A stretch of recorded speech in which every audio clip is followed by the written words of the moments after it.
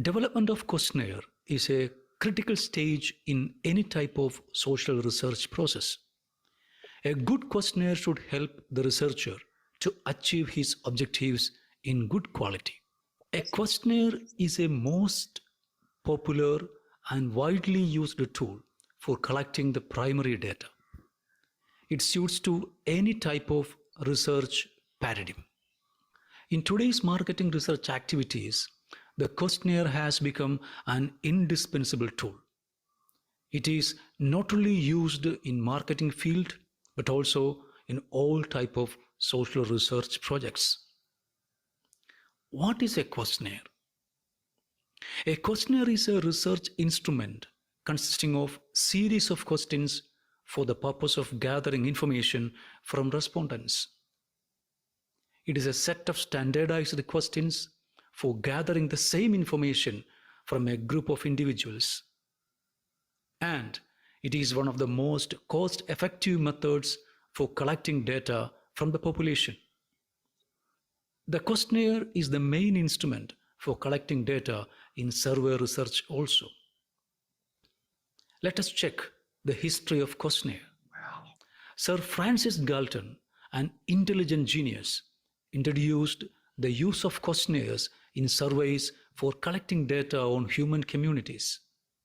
As an investigator of human mind, he founded the psychometrics and differential psychology, as well as the lexical hypothesis of personality. Now move to the types of questionnaires.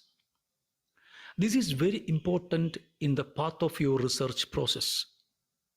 It will help you to select which type of questionnaire is fit for your research and ultimately leads to a good quality conclusion. There are two types of questionnaires used in the field of research: descriptive questionnaires and analytical questionnaires. If you are conducting a descriptive research, then you need to construct a descriptive questionnaire, or your intention is an analytical research, then you need to develop an analytical questionnaire. Now move to the first one, descriptive questionnaire. A descriptive questionnaire is developed to capture or document the extent of a particular topic or issue within a population of interest. That is, what exists at the moment. Questions in these questionnaires are usually focused on how people participate in a specific behavior or hold a particular opinion. A descriptive questionnaire used to collect data which describes the characteristics of the population or phenomenon that is being studied. This type of questionnaires focuses more on what of the research subject rather than why of the research subject. Here, what happens is more important than why it happens. In other words, descriptive research primarily focuses on describing the nature of the demographic segment without focusing on why a specific phenomenon occurs. In other words, it describes the subject of the research without covering why it happens. The purpose of this type of questionnaire is to explain or describe the nature of the population. Therefore, the sample is an essential element in a descriptive questionnaire, and that should be a pure representation of the population. So, if you are using descriptive questionnaires, your sample should be pure representation of the population. Otherwise, the finding and interpretation about the population become wrong. An example of a descriptive questionnaire would be a questionnaire to calculate the percentage of people who support the decision of the government and the people who don't support the decision of the government. Here, we try to describe the population on the basis of how many people support the decision taken by the government and how many not support the decision of the government. But here, we are not concerned about why they support or why don't they support the decision. That is not considered in descriptive questionnaire. In brief, we can say that descriptive questionnaire describes the problem on the basis of predefined attributes. In the above example, that attribute is the government decision. And we describe the entire population on the basis of how many support and how many not support the government decision. And the sample selected for the study of the population should be perfect representation of the population. Another type of questionnaire is analytical questionnaire. An analytical questionnaire is developed to explore and explain the relationship between particular concepts, that is, why certain situations exist. Analytical questionnaires usually examine the relationship between two or more variables, and we examine why they are related or whether the relationship is significant or not, etc. These questionnaires are normally used in theory building and theory testing research. So, the purpose of your research is to test a hypothesis or theory testing. Obviously, you need to construct an analytical questionnaire. If you want to check the cause-effect relationship between concepts or variables, you need to construct an analytical questionnaire. Compared to descriptive questionnaires, data collected using analytical questionnaires are extensively exposed to complex statistical operations. So, the size of sample should be statistically stable, because this type of questionnaires focus more on questions of why than what. Like descriptive questionnaires, the representation of the population is not essential here, but it should be statistically stable. So the size of the sample is very important in analytical questionnaire than the representation of the population. An example of an analytical questionnaire would be an examination of the influence of social media usage in lifestyle of university students. Here, the above example, we are not just describing the relationship, but we explore more on the relationship between social media usage and lifestyle of university students. Here, why it happens is more important than what happens. Here we are checking the significance of the relationship between social media usage and lifestyle. In general, most of the researchers are used a blend of both descriptive and analytical questionnaires. Because in social research, descriptive analysis is playing a key role in research process. So in that situation, your questionnaire should possess questions for both descriptive and as well as analytical purpose in mind. So the sample should be perfect representation of the population. At the same time, the size should be statistically stable also. Now we move to the steps in designing the questionnaire. This is a very confusing stage for most of the beginners in the research field. Where we can start to design a questionnaire, a big confusion. The easiest way to solve this confusion is to start from the objectives of your research. The research objective is a brief description of what the research is trying to achieve. So, the first and foremost requirement is that you need to define the research objectives. A clearly defined objective guides the researcher in the right direction, and it is also an essential feature of a good research. The research objectives drive all aspects of the methodology, including instrument design, data collection, analysis, and ultimately the recommendations. All the activities that we are conducting as part of our research is to achieve our research objective. So, all the effort that we put in the research trajectory is to prove or justify our research objective. That means our entire research activity is focused on or geared to our research objective. The style of drafting research objective is very important. Here is an example of research objective. To identify the influence of viral marketing on purchase behavior among university students. This is an example of a research objective. From this objective, you can very easily draft a hypothesis for your project. After reading this research objective, it's obviously you will get an idea about what are the information that we need to collect. Here, the main objective of the research is to examine or explore the relationship between the viral marketing and purchase behavior. From the above objective, a researcher can easily finalize the required information for conducting a hypothesis test. So, in the first step, it stipulates about the drafting of a perfect achievable objective for your research.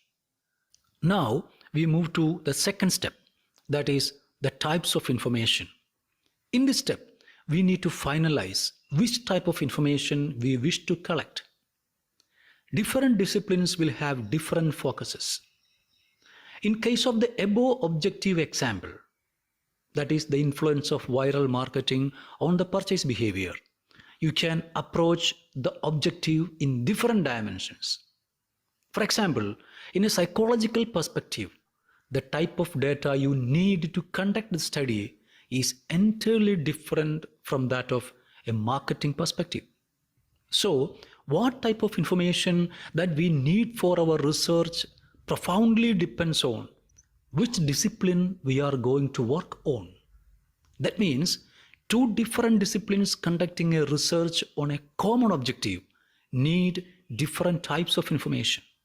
So, types of information is very important in formulating questionnaires. Using questionnaire, we can collect 4 types of information. They are attributes, behaviors and experiences, knowledge or awareness, and attitudes and opinions. Let us look what is attributes. You can collect the information about the respondents' attributes. Attributes are used to describe the population under study.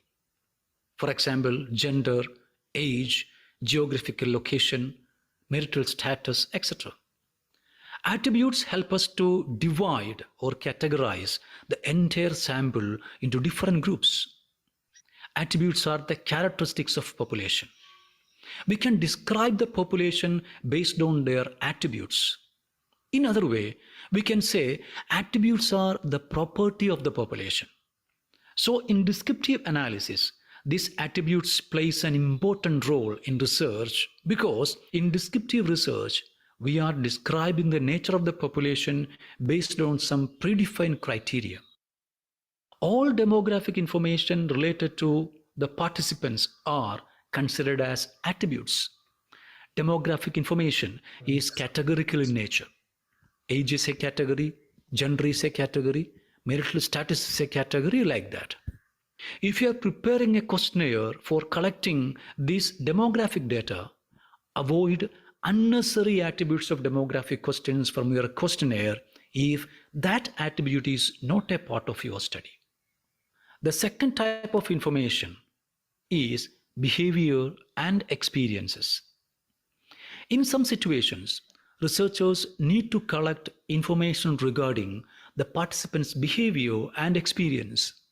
Here, the question should ask the information related to what they are doing or what they have done so far.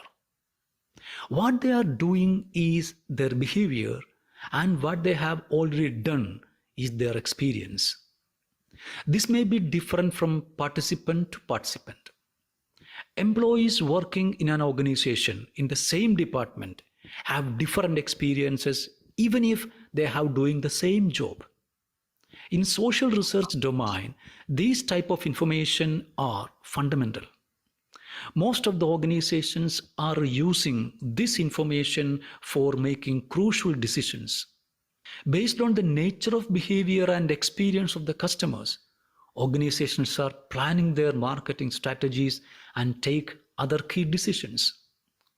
For example, here is a question that used to collect the behavior of a participant. Here is a question. How often do you use the digital wallet for payment? This is a question intending to collect the behavior of the participant on digital wallet usage. Here, we are not collecting the attribute, but more precisely, the habit or behavior of the participant. The next type of information is knowledge, or we can say awareness. Sometimes the researcher needs to collect the information about what the participant know about a fact. This is entirely different from the behavior or the experience, but the knowledge or awareness of the participant about a topic. Here we are obtaining the factual knowledge. This should not be opinion or attitude of the participant about a topic. For example, here is a question that we are going to collect the knowledge about the participant. Do you know about the facility of personal banker for your banking services? Here we are going to collect the information regarding the participant's awareness about the personal banker facility provided by his bank for the prompt service. Participant's answer should be the knowledge about the personal banker or awareness about the personal banker. The next type, the final type of information is attitudes and opinions. In some situations, the researcher needs some information regarding how the participant feels about an issue or what is the opinion about an issue. These types of information are very crucial in some areas of social research. For example, customer satisfaction, product quality opinion, etc. These types of information are very vital in marketing research. Attitudes and opinion about an event may be different from participant to participant. Opinion polls are now common in all sociological surveys. Opinion surveys collect information regarding the attitude or opinion of a particular issue of the participant. So, in conclusion, there are 4 types of information you can collect through questionnaires. You need to fix it properly in advance. That will definitely increase the quality of your research. Now we move to the next step, step 3, types of data or scales. In step 2, we discussed about the type of information we need to collect. In this stage, we are discussing about in which format we need to collect such information. Here the main focus is on the method of measurement of the information. That is called data types. You can collect the same information in different formats or in different data types. For example, you can measure the distance in different scales. You can measure it in kilometers, you can measure it in meters, or you can measure it even in centimeters. So you can measure the same information in different scales. There are 4 types of data in research statistics. They are categorical or nominal, ordinal data, interval data, and ratio data. Take the first one, categorical data or nominal scale. This is a method of measuring the objects or events in a discrete category. This is regarded as the most basic form of measurement. It is a categorical data or qualitative data. This is used to categorize the population into different groups. Categorical data explains the quality of the respondent. Based on this quality, all the respondents are divided into different categories which should be mutually exclusive. Here the categories have no predefined order. In categorical data, the order of data is unimportant. You can collect male first and female second, or vice versa. The order is not at all a matter in categorical data. Now we can start draft our questions for our questionnaire for collecting categorical data. Here are some examples of questions used to collect categorical data. First is gender. Two options are there, male and female. Here, the data is in categorical form. That means we are dividing the entire population into two categories, male category and female category. The second example is, are you married? Two options the participant can select, yes or no. The data we are collected is categorical in nature. Here we are dividing the entire population into two categories, that is married and unmarried. The third one, you are from urban or rural. Again, we are dividing the population. These are the qualities of the populations, that is urban people and rural people. You can also use cross tab using this categorical data. For example, urban married, urban unmarried. Again, we can make a cross tab, urban married male, urban married female. This way you can categorize the population in different styles. The fourth question, your department, marketing, HR, finance, sales. Again, a categorical question. The fifth one, food habit, vegetarian, non-vegetarian. Here you are collecting the data in pure categorical way. We are dividing the entire population into two categories, vegetarian and non-vegetarian. The next example is age, below 20, 20 to 30, 31 to 40, above 40. Here we are dividing the entire population on the base of age into four categories. So these are the examples of categorical questions.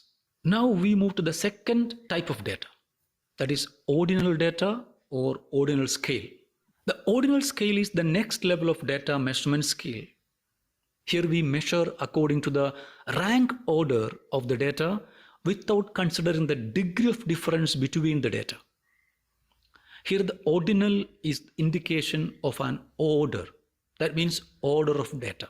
In ordinal measurement, we assign a numerical value to the variable based on their relative ranking or positioning in comparison with other data in that group. An ordinal scale indicating the logical hierarchy among variables under observation. Here the data has an order. In nominal scale, there is no predefined order for arranging the data, that we have already discussed about that. But here the data is arranged according to some predefined order, but not considering the magnitude of difference. That means the difference from A to B and B to C. That is not at all a matter here. Here we are only considering the order of the data. An ordinal scale indicating the logical hierarchy among variables under observation. The ranking scale tells us the relative position of the objects under study. Take an example. Suppose in a 100-meter race, John finished first, Tom finished second, Matthew finished third, and Xavier finished fourth. This is an order of finishing. Here, we explain the data in ranking scale. Who finished first, who finished second, who finished third, and who finished fourth. This is an order. We arrange the data according to the relative position of the data set. Here we not consider the magnitude of difference between John and Tom, Tom and Matthew and Xavier. They may not finish in equal intervals. That is, Tom finished 5 seconds after John, Matthew finished 9 seconds after Tom, and Xavier finished 18 seconds after Matthew. Here you see, the difference of magnitude is different from 1 to 1. That is not considered here. Here we are only considering the order of finishing. Here we do not consider this magnitude of difference, but only the order of finishing position. This is the main difference of ordinal data compared to categorical data. Now let us draft questions for collecting ordinal data. Here is the first example. The question is like this. Rank your feature preferences when you buy a mobile phone. Here, 5 preferences are given. First one is screen size, second one is camera, third one is processor, fourth one is battery life, the fifth one is memory. So, different participants have definitely different preferences. So, here is one example of preferences recorded by a participant. His first preference to camera, second preference to screen size, third preference to battery life, fourth preference to processor, and the final preference to memory.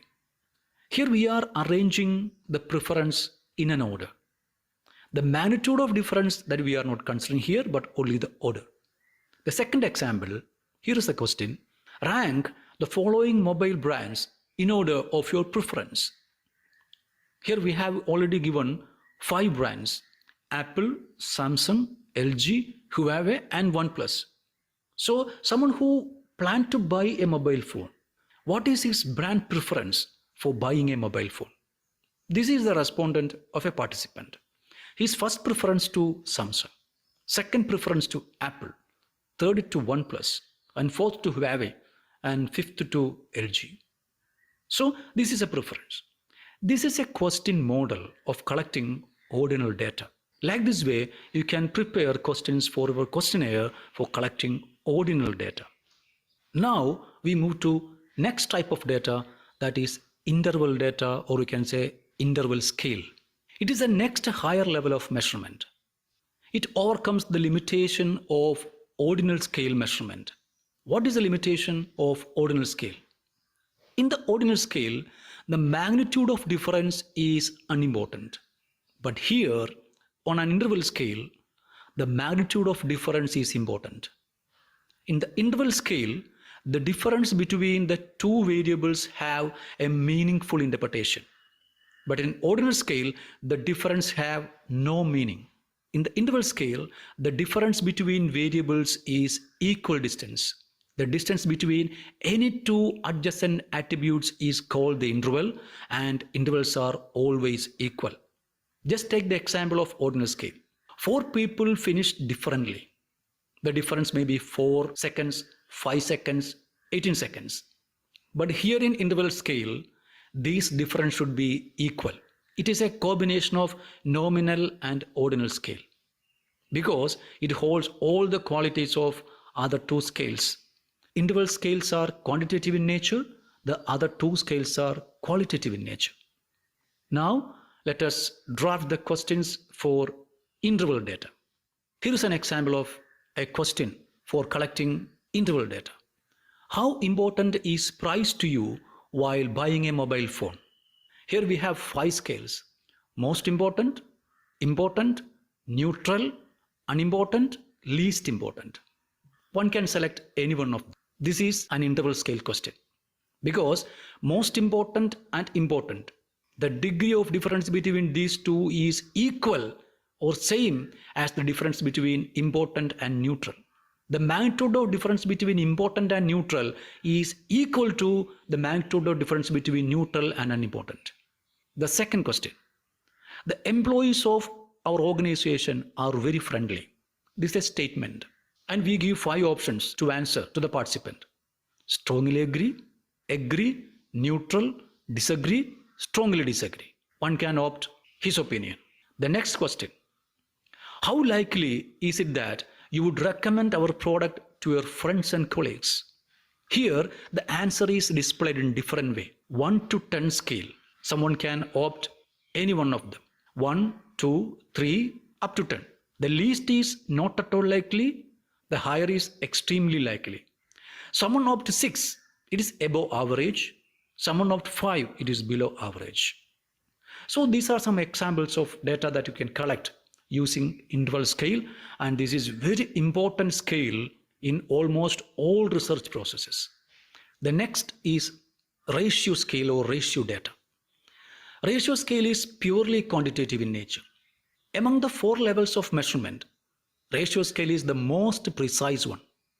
It represents all the characteristics of nominal, ordinal and interval scale. This scale is most informative one. It is purely numerical in nature. Here are some questions. Direct question. Age. You can answer the question directly. You can answer 30, you can answer 40, you can answer 80, no problem. The second question, weight. Kg. You can give your answer directly. That's why we have already said that this is numerical in nature. Monthly income. Your height. How many departments are there in your organization? These are some examples of ratio scale data. Other examples are height, weight, income, distance. These are all you can collect in ratio scale. In social research, it is very rare to use the ratio type data in questionnaires because it has some limitations. For example, we can collect age in categorical form, the same way we can collect the age in ratio form. We have already seen an example of collecting age in categorical form, like this. The same way, you can ask question for collecting age in ratio form. Here is the question. You think which one is fit for your research process. So this way, you can collect the same information in different data types. So information is important. The same way, the style of collecting or the style of measuring the information is more important. The statistical operation that you are going to select for your research is purely dependent on the type of data that you are collected, not on the information you are collected.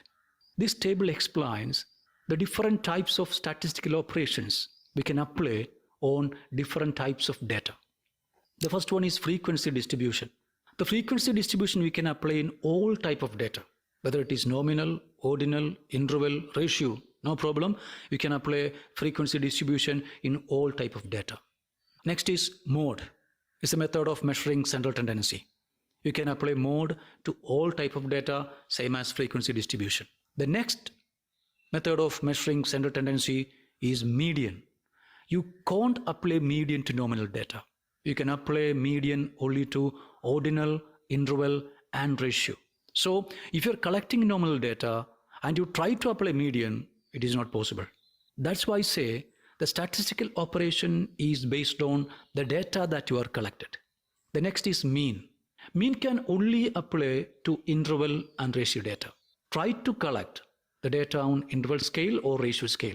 You can apply all the central tendency operations, mean, median, and mode.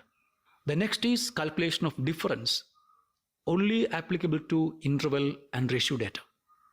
The next is addition and subtraction, only applicable to interval and ratio. Multiplication and division, you see, here only applicable to ratio data. The next is range, only applicable to ordinal, interval, and ratio. Next is standard deviation, a very important operation of statistics, only applicable to interval and ratio. So these are the different statistical operations and its applicability on data types. This is very important for hypothesis testing and the selection of statistical test. So the selection of data types is very important in relation to the statistical operations and hypothesis testing. So be careful what is the test that you are going to conduct. What is the statistical operations you are intending to conduct for your research? Collect the data types on that basis. That is a basic principle of selecting data type.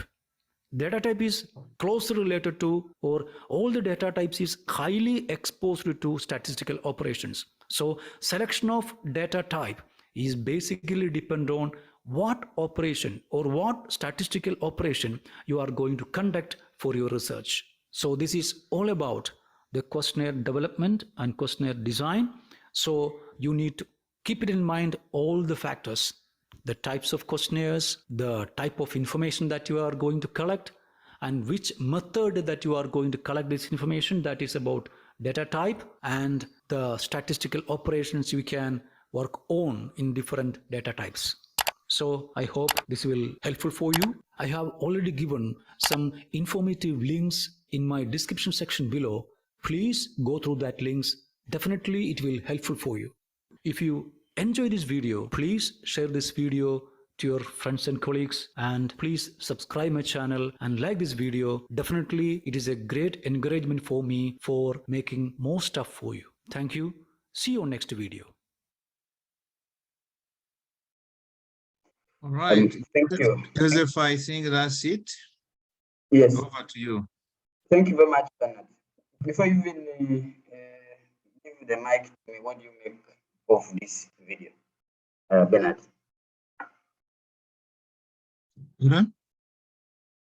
I just said before you give the mic back to me, I'm just asking a question. What do you make of this video? Oh, thank you, Joseph, for the first crafting and this video and the question. Well, listening to this video, For me, there are so many take homes, but really what struck me out is two things. One, we always ask yourself, how do we even start raising the questions? I think if, in my opinion, if your objectives are not well constructed, then you are likely to also struggle with raising the questions for the data, for the instrument.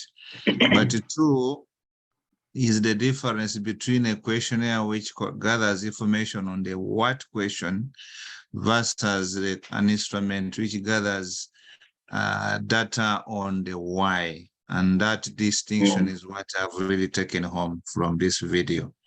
That's all I can say, Joseph. Thank you very much, Bernard.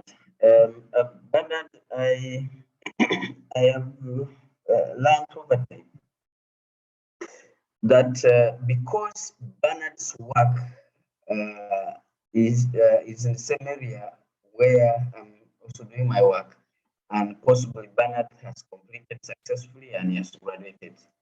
So it's very easy for me to just go and pick Bernard's, questionnaire and go and collect my data.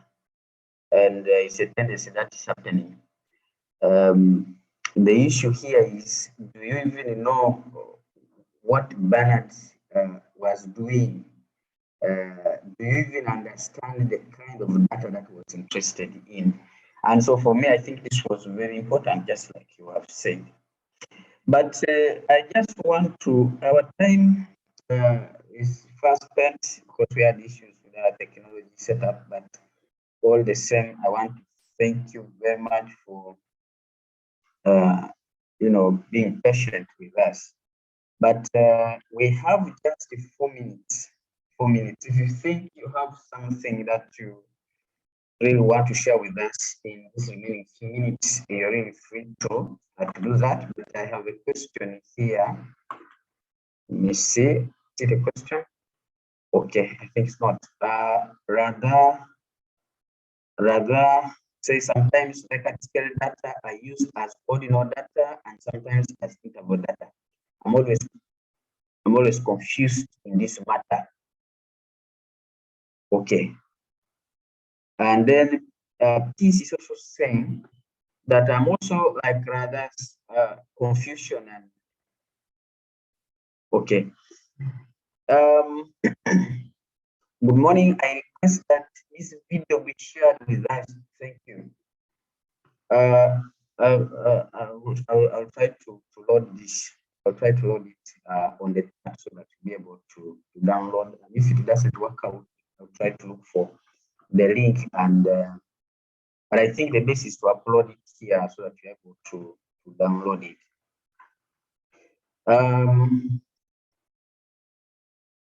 Okay, do I have one or two people who would like to share with us something before we move into the next session? Our time is really fast spent.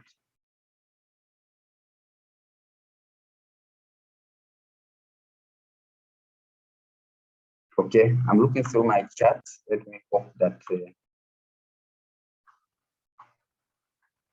we have 3 minutes. Do you have anything you want to share with us? Something that you've learned this morning from this video? Something that you think that, yes, here I think I've learned something. And even before we go too far, somebody has already shared the link. This is Rada. Rada shared the link, so you feel free and get the link and you'll be able to get the video and watch it. Okay, and yes, so you just go to the chat and to the message chat and get the link there. Our friend has already shared it, so you'll be free to watch the video at your own time. Okay, I hope.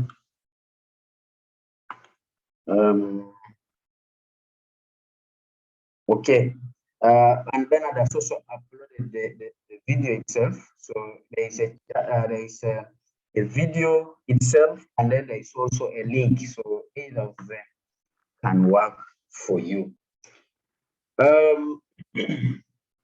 Last Sunday, we had a very, very wonderful session from 4 to 6. And I would want sincerely to thank very much the panelists for a very good job done. Thank you very much, our panelists. Thank you very much for availing unpaid time for us to be able to move in this journey. We are very grateful. This morning, we are going to continue from where we stopped. And indeed, at this very moment, allow me hand over to Dr. Ahmad to take us through to the next session. Thank you, Doctor. I hope you are there.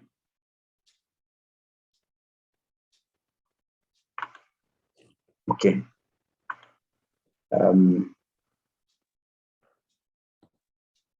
Dr. Ahmad, are you on?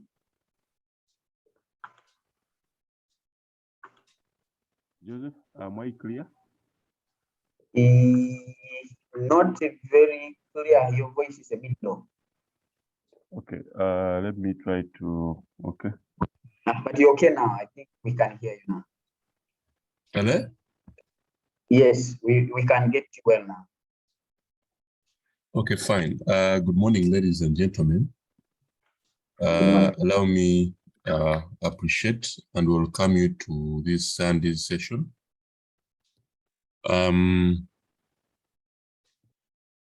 First of all, we appreciate our senior colleagues who have been able to join us on time for the commitment and the time they have given to this program. Also appreciate the team that has managed the first session, Bernard and Joseph. Thank you very much. The first session has also been good. The video on different types of data is extremely interesting, especially to those who are at the level of designing their different questionnaires. Thank you very much.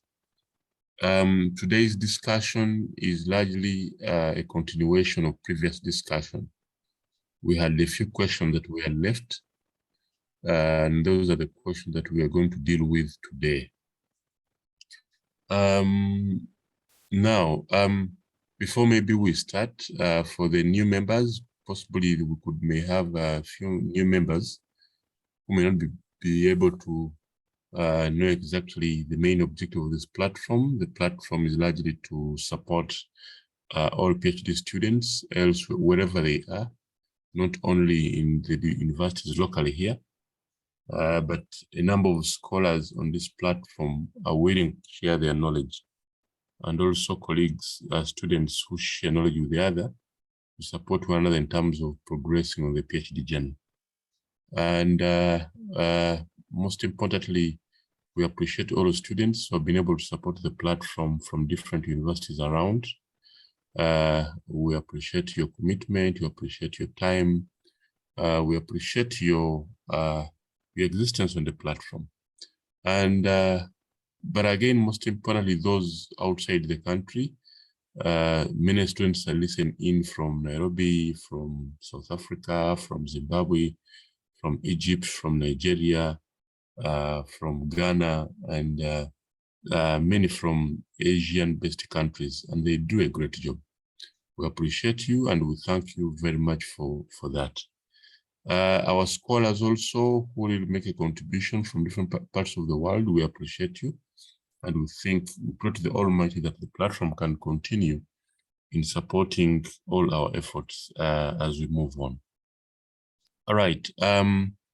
As earlier mentioned, allow me specifically appreciate our mentors, most importantly, Professor Joseph Untai. Thank you very much for initiative. Thank you very much for the support.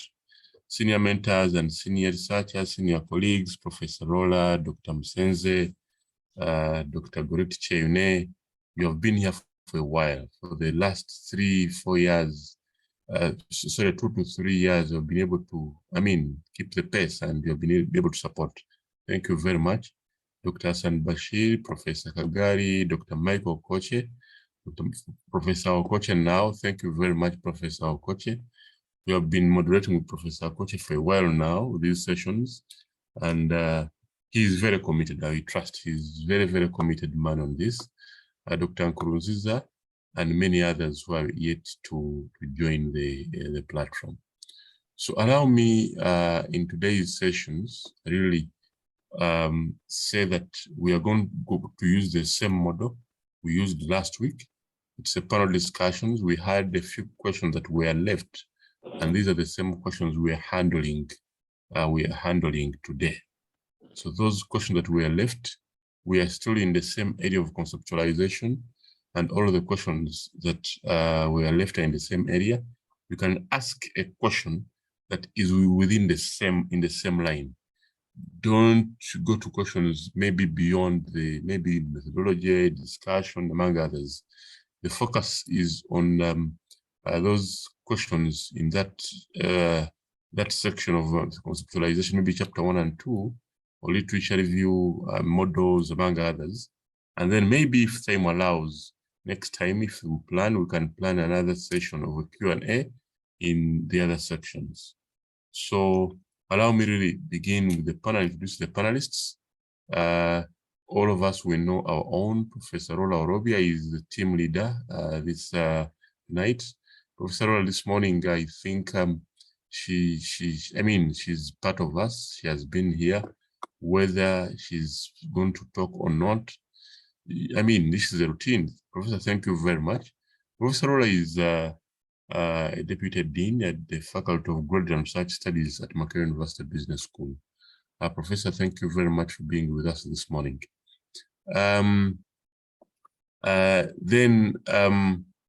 We also have on the panel still Professor Michael Okoche. Professor Okoche is a senior person at UTAMU and a dean at UTAMU, and also has played a greater role in ensuring that this platform moves. And we have him this morning again on the panel. Dr. Hassan Bashir is the head of department at Makerere University Business School and also member of the panel. I've not yet seen Susan and Ruth. I'll be able to introduce them when they join, but nevertheless, we welcome other senior colleagues who will be able to answer some of the questions in case the other panelists are not be able to join. Dr. Msenze, I have trust in him, and Dr. Goretti, Professor Gagari, Dr. Nkurunziza. Of course, they will be able to give support as we proceed. And our senior mentor, Professor Joseph Untai. Right, thank you very much. Professor Rola, I think I will start from your side because the questions we are talking about now, they are largely on your side. The beginning among those key questions that we left behind.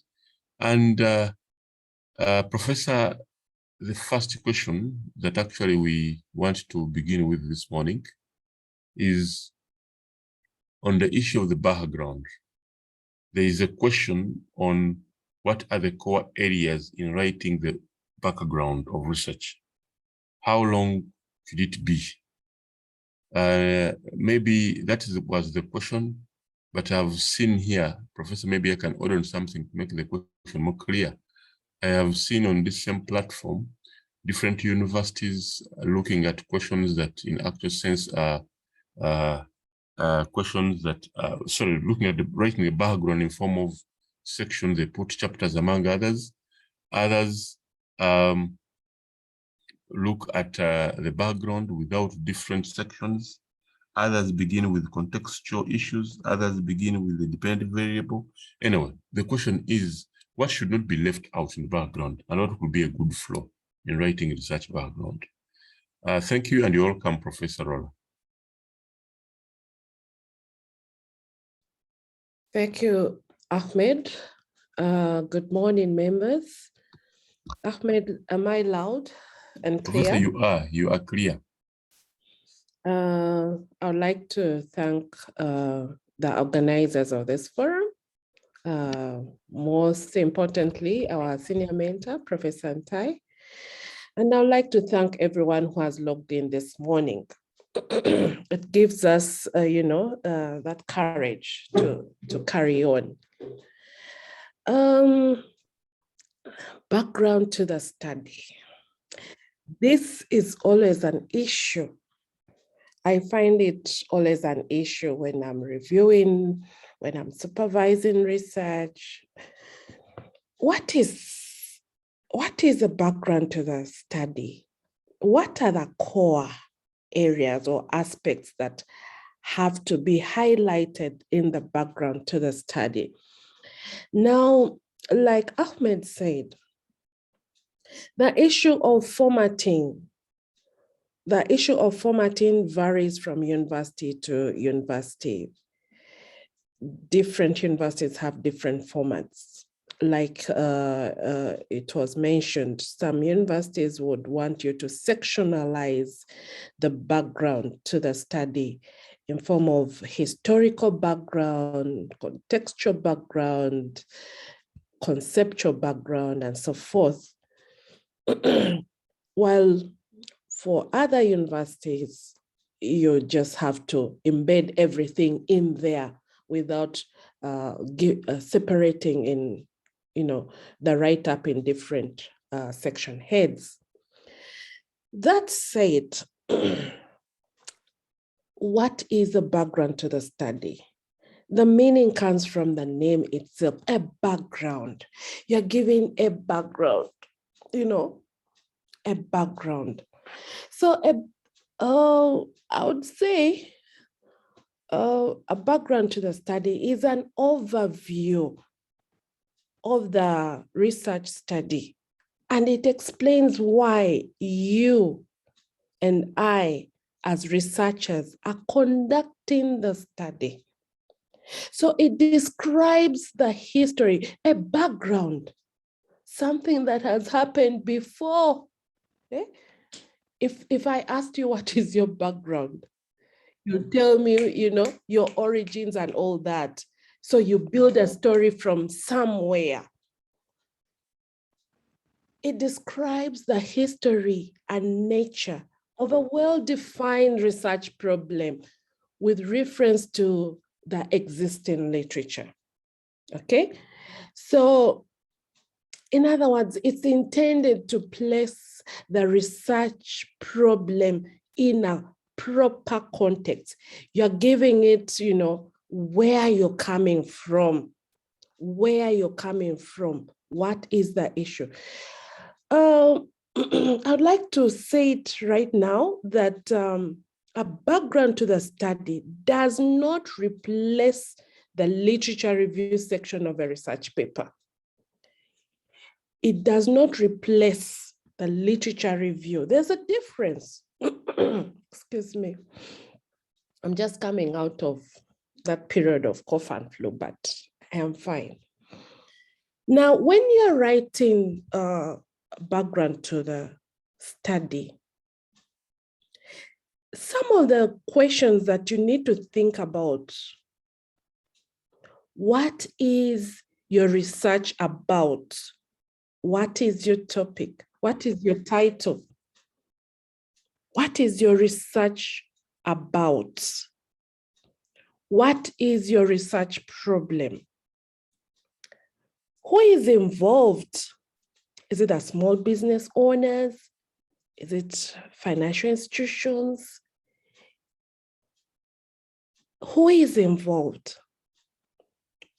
What is the context? What is the history or trend or events?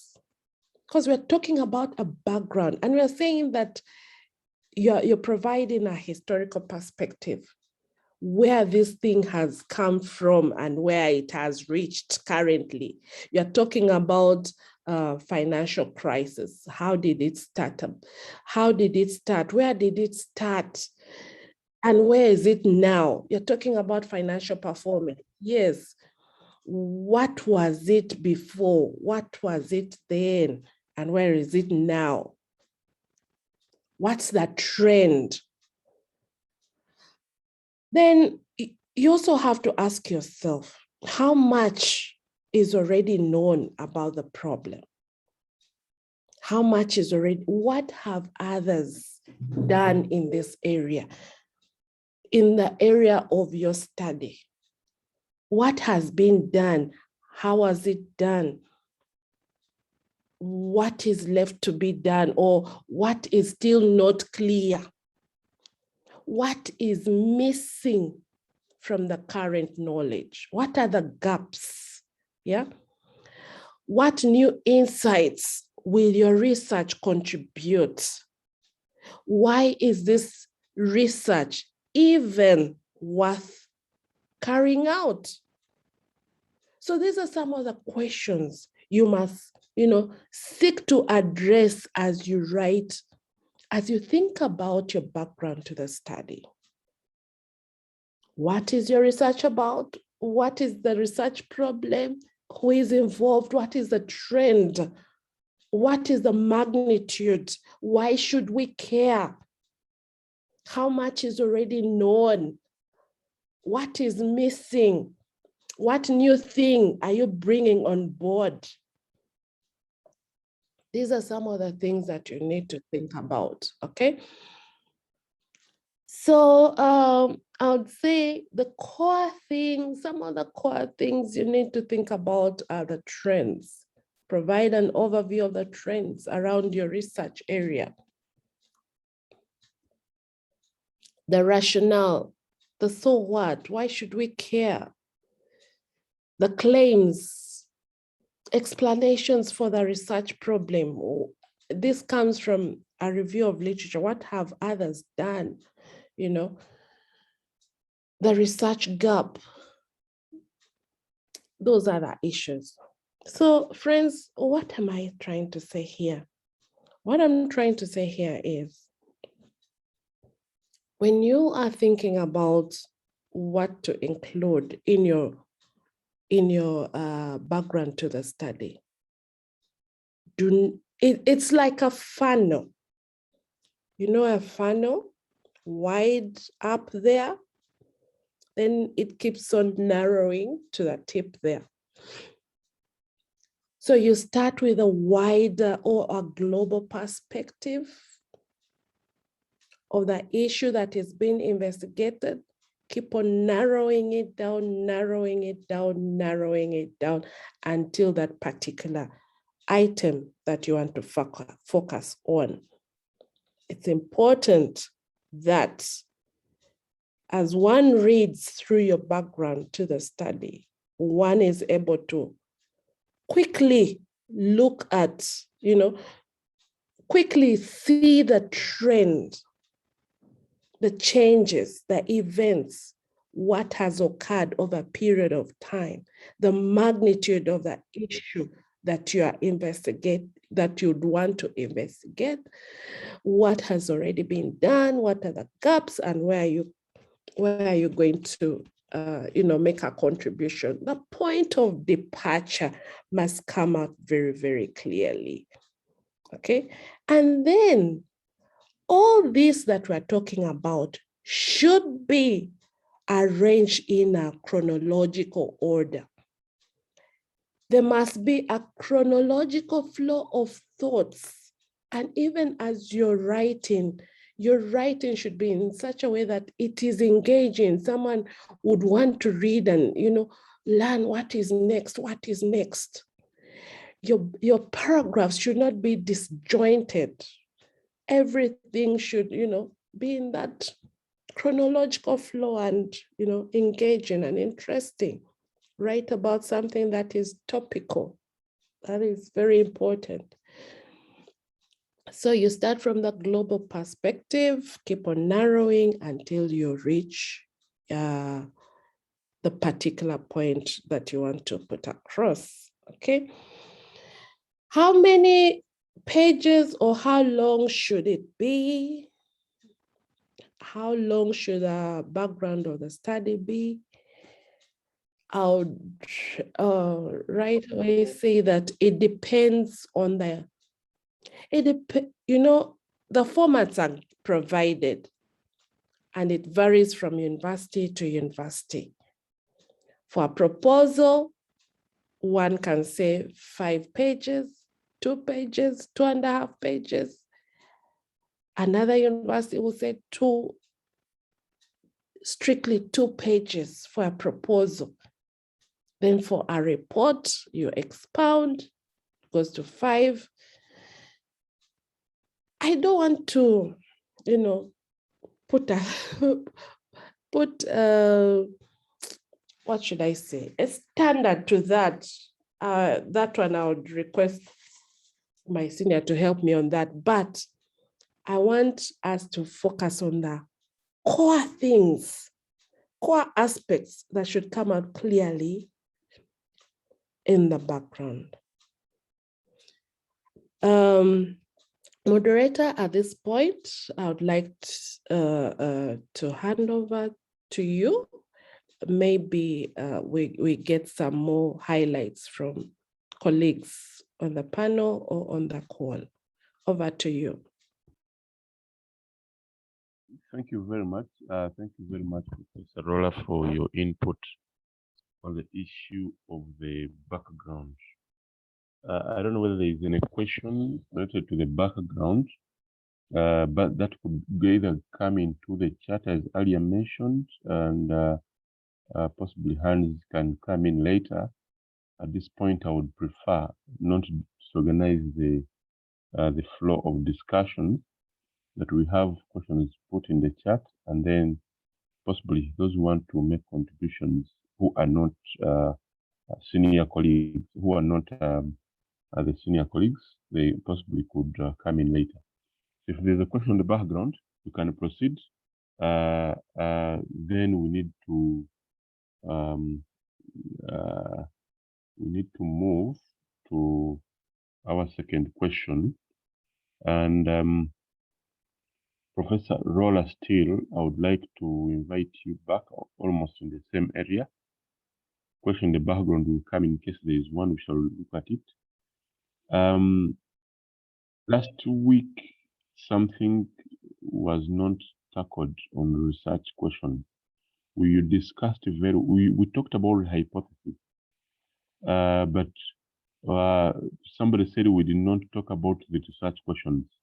And there's a question here that should somebody use research questions and research hypotheses in the same study at the same time, and why? Back to you, Prof. Thank you, Ahmed.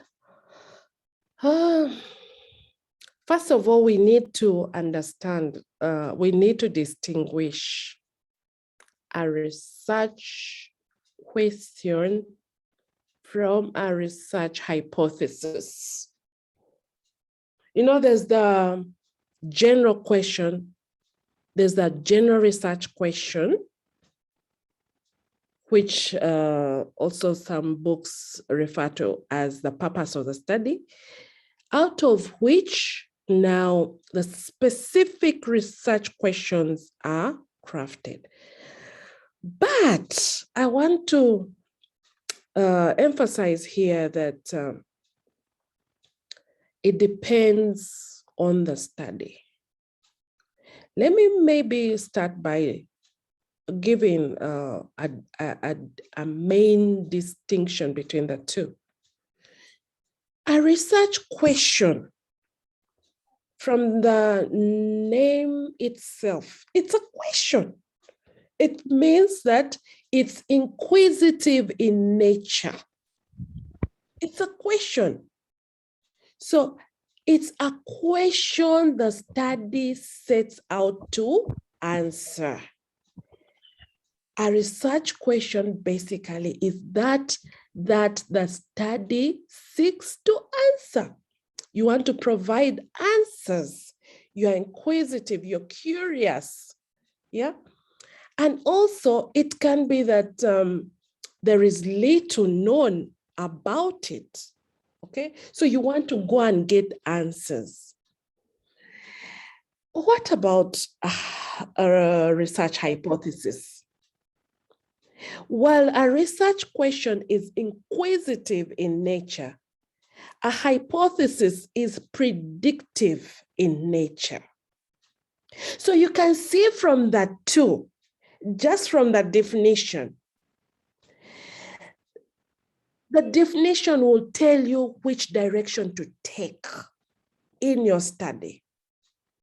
Okay? With hypothesis, it means that you're going to adopt, is it a causal study? You know, the way you state these determine the research approach, the research design that you're going to undertake. We say that hypothesis is predictive in nature. It's all about predicting relationship between two or more variables. Now, the question is, when do you use a hypothesis and when do you use a research question?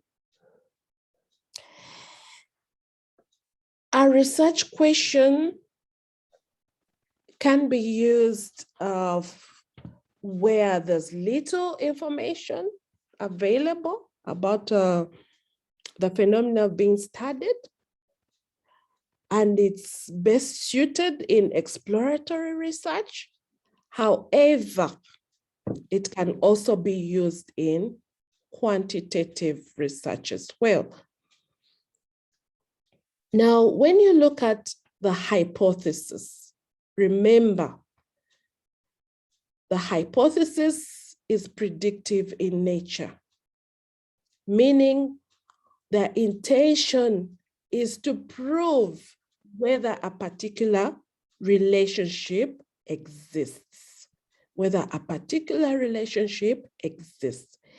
Now, the question I posed was, when do you use hypothesis and when do you use a research question? Hypothesis, if you have enough literature on the relationship that you're predicting, if there's high level of certainty about the relationships between the variables, there's high certainty about the relationship, then you can use hypothesis.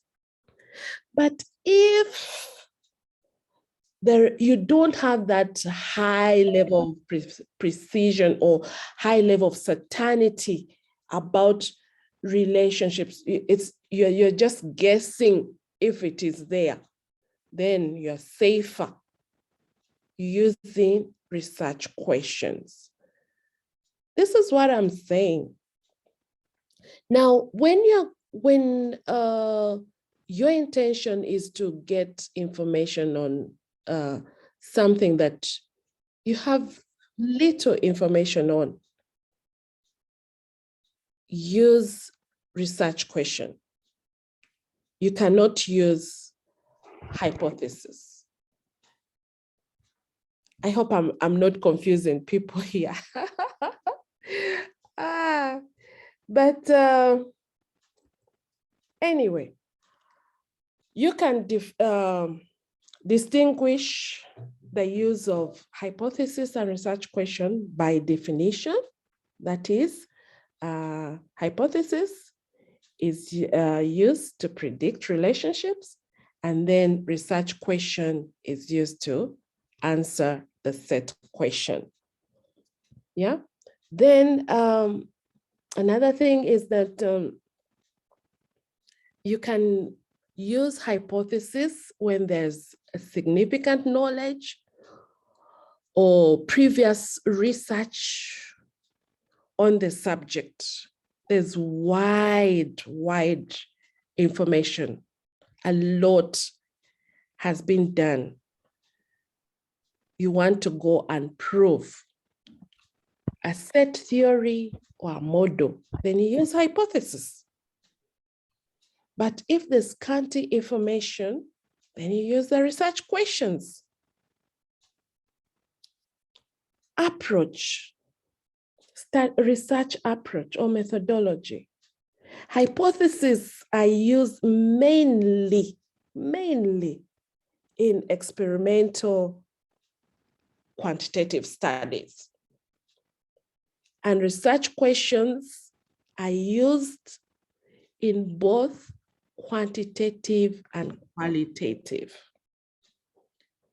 The question on the floor is, can one use both research questions and research hypotheses? I would say it depends on what you want to what is your intention? What is your intention? Is your intention to describe? Is your intention to predict an existing relationship? What is your intention? So always fall back on the distinction between the research question and the research hypothesis. If you have a theory and a model you are testing, go for hypothesis. If you don't have sufficient information or knowledge and you are seeking answers, then go for research questions. That's what I would say for now. I would request my colleagues to add on that. Thank you, and over to you, Ahmed. Right, thank you very much, Professor Rolla, for that wonderful submission. I think all panelists can actually have a comment on these questions in case you have something to add on. Panelists and senior colleagues. But Professor Rolla, on the first question that you had, you attempted on the background. Samuel is also asking the issue of theory, the application of theory in the background. What extent should the theory be elaborated in the background? Should it be there or not? And to what extent should we elaborate the theory in the background? That is now an issue emerging from your submission on the background, Prof. Yes, back to you, Prof. Thank you. I can't see questions on my side, but I have picked what the person is asking. Extent of theory in the background. You know, when you're writing, have at the back of your mind the number of pages according to your university. For example, the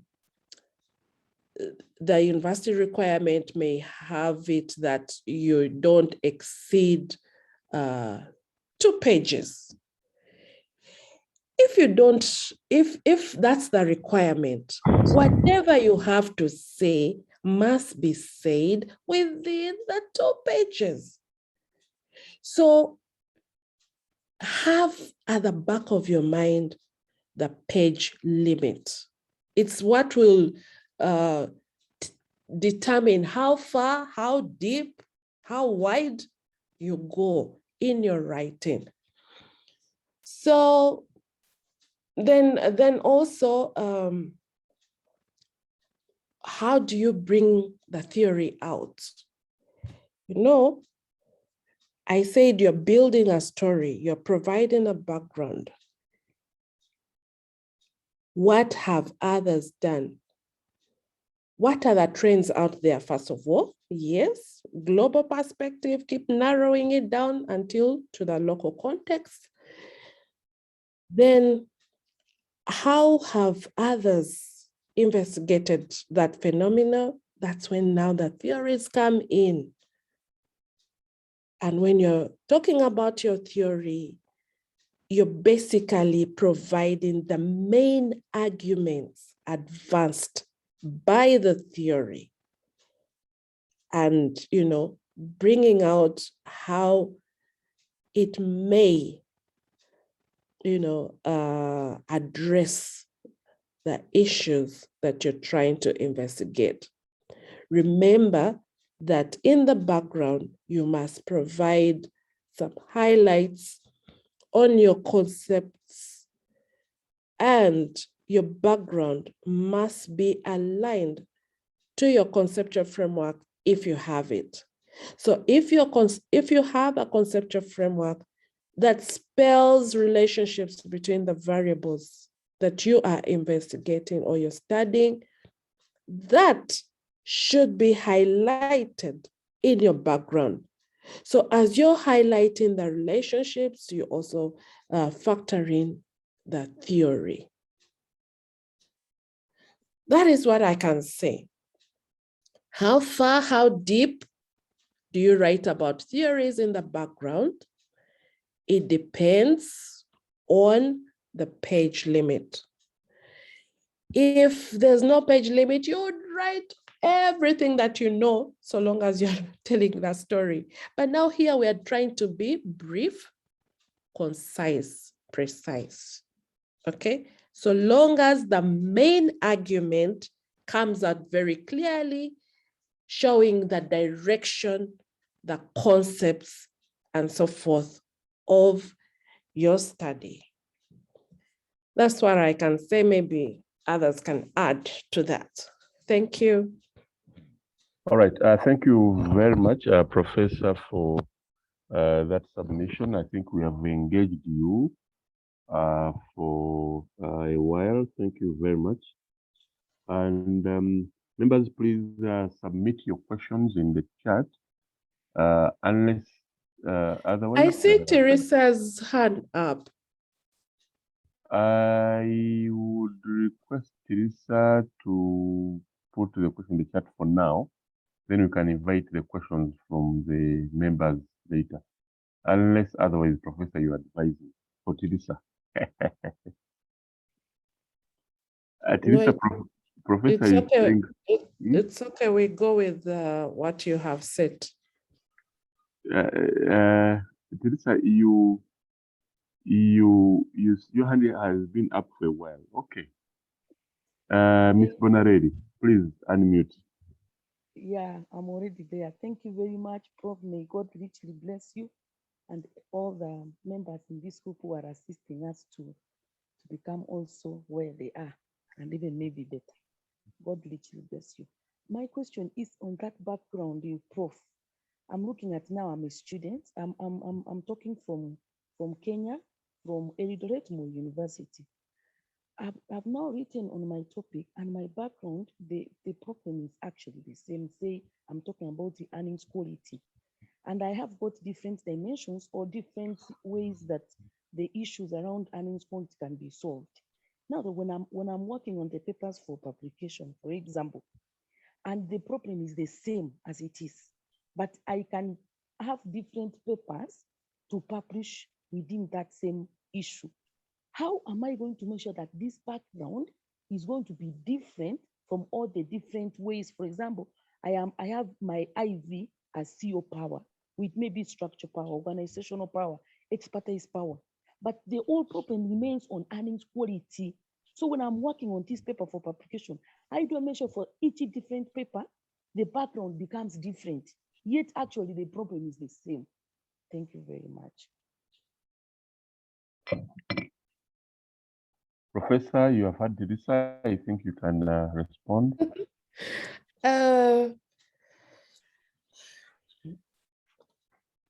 That's an interesting question there. Remember the objective of the paper. What are you writing about? What you're writing about is going to differ. Look at the main question or the main message you want to send out there. I'm assuming that the research objectives are different for the different papers. So when you're writing your background, of course, you are not going to, the problem remains, but what is going to distinguish one paper from the other is going to be now in the aspect of your research objective. What is your main research objective in this case? Okay. Then, to avoid self-plagiarism, you just have to twist the problem statement in some way so that the editors do not now say that is self-plagiarism. You just have to rephrase, but still remain sending the same message that there's an issue with earnings quality. The difference is going to come in the main research objective.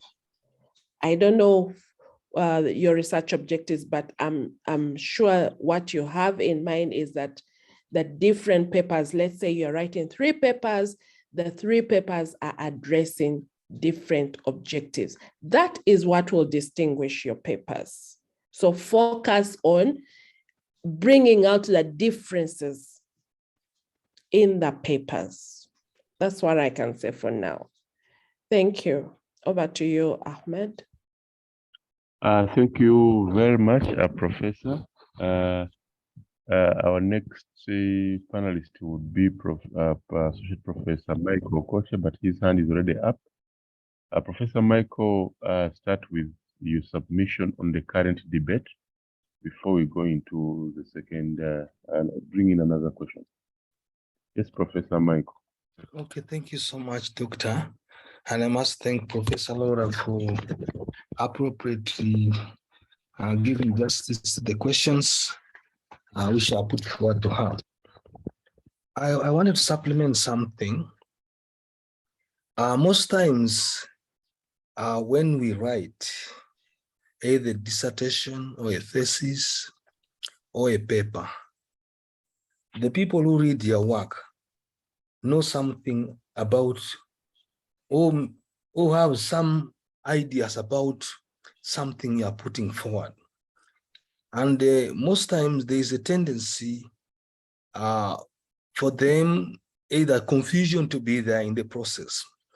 So the way you write your background is critical in being able to dispel or to provide them a clear understanding of where you're coming from and where you're going. And I think that's why I appreciate what Professor Laura said. And sometimes the areas which bring confusion is the area of history. We could be talking about the same thing, but for me, I'm focusing about the same concepts, the concepts which we critically, which are very contemporary, maybe recent years.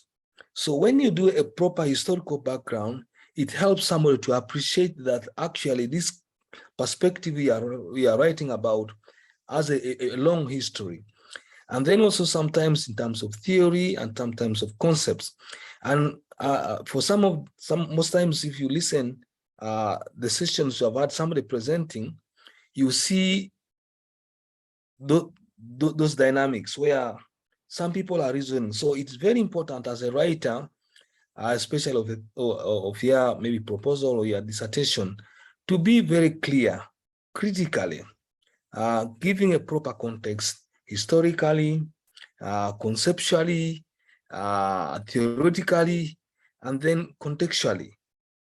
Because once you provide that, most times you are able to provide somebody clarity. I wanted to say something on top of what Professor said about Teresa. Yes, when normally you are writing your thesis, the problem is bigger.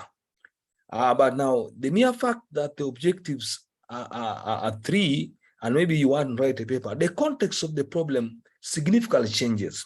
If you are writing this paper, let me just give a clear area, like you are talking about intrinsic motivation and extrinsic motivation if you have 2 objectives. you find the context of the problem of intrinsic motivation now for the paper of intrinsic motivation will significantly be different from the context of the second paper. So it's very important that now, because you are writing, and that's sometimes the challenge most times we find ourselves in, the background of the thesis, you have to contextualize it into this objective and also contextualize the other one. So now you as somebody now writing, but also finally, when you are writing a paper, you are writing to an audience of fellow scholars. But when you are writing to a thesis, you are writing both to examiners and also, so the way normally it's written, you are writing a thesis is somehow different the way you write your background in a paper. I think I could just stop there. I know they're there, but I think also in this forum, we have always had Professor Joseph Ntaya has always made very clear presentation on how you write your academic papers, and even we had many presentations in this chain. Thank you so much. Okay, thank you very much, Professor, for that. I think we shall proceed. Now, again, I will call you back later for your question, which is related to that. But let me first usher in Dr. Susan Watundu. Dr. Susan Watundu is a panelist today also, but she was not there when I was introducing the panelist. She's a senior lecturer and the head of the Department of Management Science at Makerere University Business School, a pure economist and statistician. So I believe that those who have in our upcoming discussions, Dr. Susan Watundu is very, very helpful. And today, let's also begin with making a submission on the question that we are discussing now. Then I'll invite her later to also discuss her own questions. Dr. Susan? Thank you so much, Chair. Good morning, everyone. Thank you, Professor Rula and Professor Question. I just had somebody ask a question whether they should present both the research question and the hypothesis. And I thought Professor Rula would mention something about that. Am I right, Ahmed? Somebody asked that question? Yes, there was a question, and Professor Rula reacted, but you can add on something. You can add on her voice. On whether both should be presented. I mean, that question. Somebody was asking whether both should be presented. Yes. And Professor Rula was giving us when we could use the research questions and when we could use the hypothesis. So, and I also wanted that answer because I see a number of students trying to use both, and I wonder why are they presenting both the research questions and the hypothesis? Because in my understanding, each of them can stand alone. You can write from your objectives, given the explanation by Professor Rula. You either go to research questions or you go to hypothesis. So I just don't know whether it's the issue of the proposed structure by a university, or is it the student who thinks that they should present both? So maybe somebody can enlighten on that. Thank you, Dr. Oh, yes, Professor is there. Yes, Professor Rula. Okay. I think what I said earlier is that it depends on your orientation. For instance, if you're going to use critical realism will mean that you're using a mixed methods approach where you have maybe you're moving from the unknown to the known. You want to test something, and you have the two elements in your study. Then there you can have some research questions to address the unknown. Then you have some hypothesis to prove or to predict the known relationships. That depends on a study. But if you decide that you have only research questions, it's fine. If you decide that you have only hypothesis, it's also fine. So the important thing here is you cannot, what you need to put at the back of your mind is, what is your objective? What is your orientation? What is your orientation? I'll give you an example. I'm looking at working capital management. And I want to first start by understanding how small business owners manage their working capital. So I will have a research question on how do they manage it. Then from the literature review, I establish the factors that, explain why they do it the way they do it. So for that bit, I will have my hypothesis because I have supporting literature. So I just want to go out there and prove whether those relationships from the previous studies still hold. I see, anyway, before I confuse people here, I think, let me stop there. I don't know whether Susan, I've managed to answer your question, but let me stop there. I think it's Right. clear. It's clear, Prof. Thank you very much. The issue of research questions and research hypothesis will come in later. Allow me at the same time now bring in again Dr. Michael Okoche. Dr. Okoche, there's an issue of significance of study, justification of the study, and motivation of the study. Somebody is saying, are they different? Can one of them represent all of them? Or each one of them must appear? Some universities want you to differentiate them. Others normally focus only on the significance. What is your take, Professor Okoche? Okay, thank you so much. And I think you helped me in a way. One thing also which I've seen, different universities pursue these things differently. The common practice, however, mostly when students are studying their PhD studies, or when they want to join a PhD program, I've seen the common practice. Universities insist that a student must write a motivation. They would want a motivation to be there.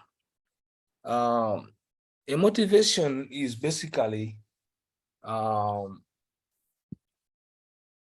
the drive which gives a student or someone a persistent desire to carry out a study, and it demonstrates a focus and intensity. Now, if we approach it that way, for the universities to pursue that way, they believe that for somebody, because of the rigor and the intricacies in a PhD program, they would want to really see what are the critical drivers for this person to carry out a study. And for all of us understanding that for a study, what drives normally people? Of course, there are those inherent things, maybe your attachment to the study area, the significance of the study itself, or the importance, then the contribution, the normal contribution.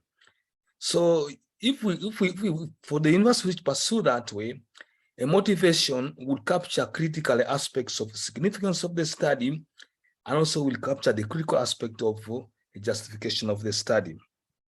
I'm talking about the universities which pursue it that way. Now, there are also universities which eventually, so for universities which pursue in that perspective, once you have finished doing your motivation, then you go into the process of now writing your concept note, and then maybe you defend that. And then also you go through a process of now writing a proposal. Now, in the proposal, you'll find that there'll be a justification and significance. And then also, what I know for some universities, I'm going to eventually distinguish the three. Then for some universities, they are not interested in the significance because they believe that that's low-level contribution of a study. For some universities, you have demonstrated justification, that's sufficient.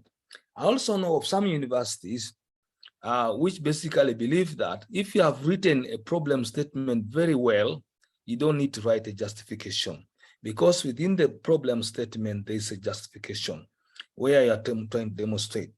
So ideally, a motivation of the study provides you with a clear understanding, the reason or reasons that keep the researcher committed, focused, and persistent in carrying out the study. And like I said, some universities would really want to see whether that is there. Now, when you talk about commitment, what would commit somebody to continuously persist in a study? One of the things is that if you are pursuing a clear gap, you will find that you can be able to really continue, because as you are keeping on reading and writing, you are therefore pursuing some gap. The other issue also, what the contribution the study makes in the body of knowledge. So you find that it can keep you and your supervisors. So in the beginning, it can become clear that it becomes easy for the professors to judge that, yes, truly, this person will be able to pursue the study. Now, let us talk about what a significance is, which is very common. The significance of the study basically is the importance of the study. The external issues, the benefits which the study will be able to prove, things like practical aspects, in terms of policy implications, how will the study contribute to policy, management implications, in terms of knowledge, in terms of social, maybe the economic implications of the study, the organizational benefits of the study, the personal benefits of the study. That's basically significance of the study. And also I find it very normally appreciated highly at master's level. But like I've said, some universities, they would not want you to basically base your study on those basic general aspects, practical and implication. I mean, management, how it benefits other scholars, those kind of things. Now, when you talk about the justification of the study, the justification of the study is basically based on the gap which the study seeks to address. So we can justify that, yes, there are other studies, but this study is unique because it's addressing a gap in the body of knowledge. Yes, this study is justified because it's addressing controversies which have been brought by the previous study. So you find now, as opposed to the significance, which basically looks at those ulterior motives of the study, the justification comes in to deal with issues where there are controversies which have been brought by previous studies, the gap, where there is lack of knowledge, like a clear lack of body of knowledge. So we can justify, yes, there have been so many studies in relation to this topic or this area. But however, This area is riddled with controversies. This area is riddled with lack of knowledge. So we can justify that truly, if we don't do this study, we shall still not be able to address this problem which has existed. So in short, the three have similarities because all of them give us the basis why we carry out studies. But the justification of the study seeks the gap. The significance of the study looks at those ulterior motives. The motivation of the study combines both. And for some universities, you'll find it there, even in the proposal. So you'll find in the background, somebody trying to motivate the reader that, yes, this study, especially if you come towards the problem, is significant on this, trying to articulate that. And then also you'll find a section in some proposals having a justification and then also having a significance, whereby now when somebody is writing a justification, he tries to demonstrate to you the significant contribution of the study in terms of filling the knowledge gap and also addressing controversy. When it comes to the significance itself, he now demonstrates the importance of the study in terms of contribution to policy, contribution to management, contribution of organization, personal, and all those economic, social aspects, regardless of other studies being there. I think I could stop there. Thank you so much. All right. Thank you very much, Professor Okoche. Ladies and gentlemen, allow me to appreciate all the senior members for so far the job well done. Professor Antai, I will invite him possibly on a later stage, but he has made a number of contributions in the chat on all the issues that we've been discussing. He has been able to raise them in the chat. On the background, he raised something on the use of both questions and hypotheses. He has raised something, and the issue goes to the methodology that the methodology you use defines whether you are going to use both once or one of them or either way. So thank you very much, Professor, for the contributions in the chat. Members, check them out, read them through. And if you're not satisfied, please, this is a Q&A. Nevertheless, post your issue here. There are some other more questions that we will go back to later. There's a question on dissertation. Professor Michael will come back later. Somebody is asking you the difference between a dissertation and a thesis. But I think we will come back later and answer that. Now, allow me give the submission you had, you brought on board, Professor Okoche, takes me to our second question on the issue of gap. And at this point, allow me to invite Dr. Ruth at Hairi. Dr. Ruth, on the issue of research question. So the question is, what is a research gap? What are the different research gaps, and which one is more relevant in the PhD study? Yes, that is the question, Dr. Ruth. Thank you so much. And good morning, everybody, professors, doctors, and all of us. I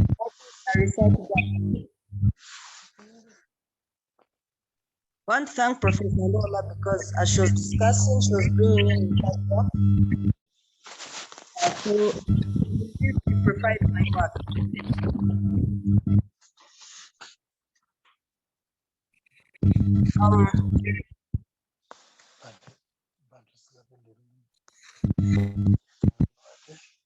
I request Yeah, we're handling that. We are handling, let us handle the issue of Jeremiah, who is, okay, we can proceed. Thank you. So a research gap, I can just say it is what is missing is the research problem or opportunity discovered by you as a student, you as somebody going to start a research? Why are you researching? What is that you want to look at? A lot of research has been done, yes, but what is that? What is missing? Why do you want to do it? The insufficient information. Then a constructed statement becomes the problem statement. But you start with a gap. What is missing?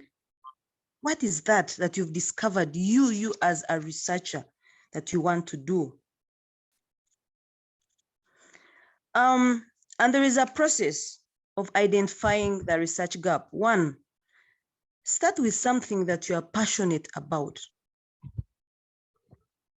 Before knowing what you want to do, you must, am I passionate about it? Is it inspirational? Of course, you must be a topic in your discipline, but it must be passionate, especially for PhD. PhD is a lonely journey. So get something which you're passionate about as a gap.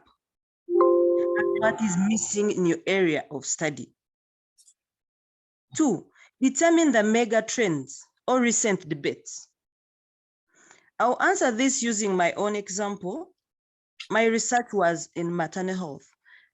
My background is statistics, population studies, modeling, all that. But I'm passionate about mothers and the well-being of people. So I looked at the recent debates. How? There you can ask your academic supervisors. You can look at the professors we have. You say, yes, I'm looking at energy. What are the recent trends? Why? Because you want your research to be timely. You want your research, of course, to at the end of it all, you want to publish. So it must be timely. It must be urgent. It must be necessary.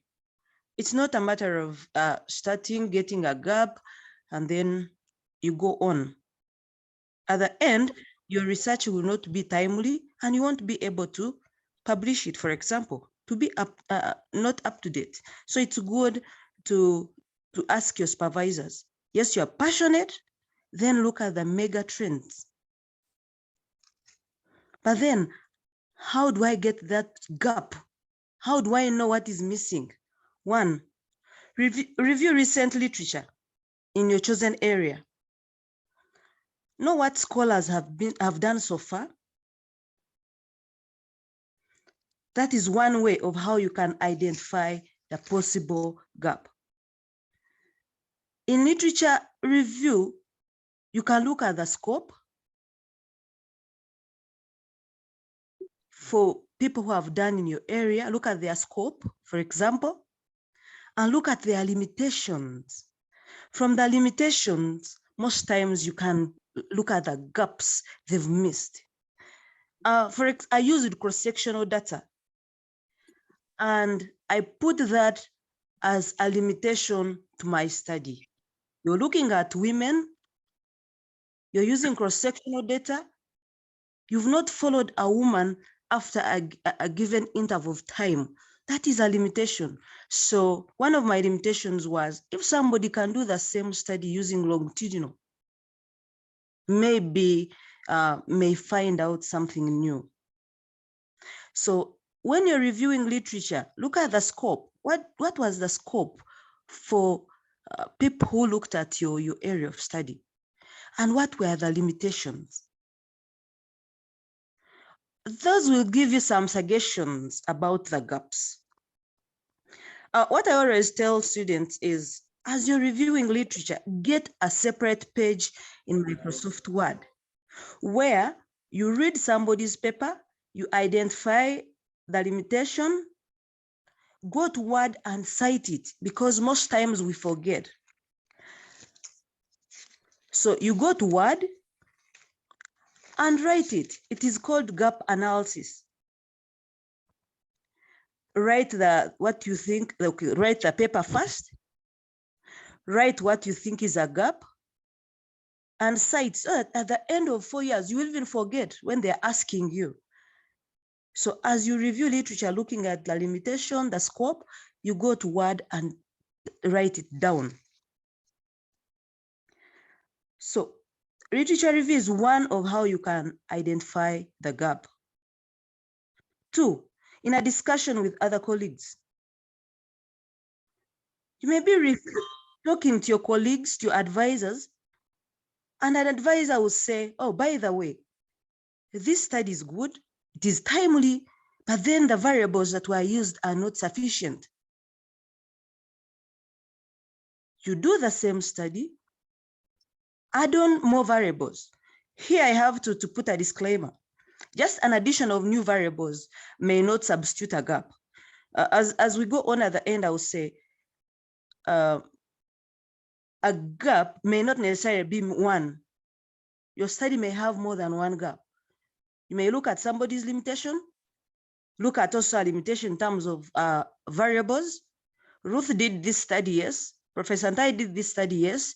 But in my study, I'm adding more than 3 new variables, which are maybe trending.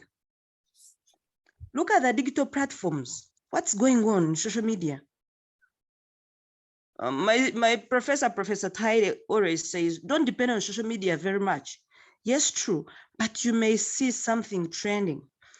What I used myself on social media in 2015, there was a lady who gave birth in Mitiana to twins.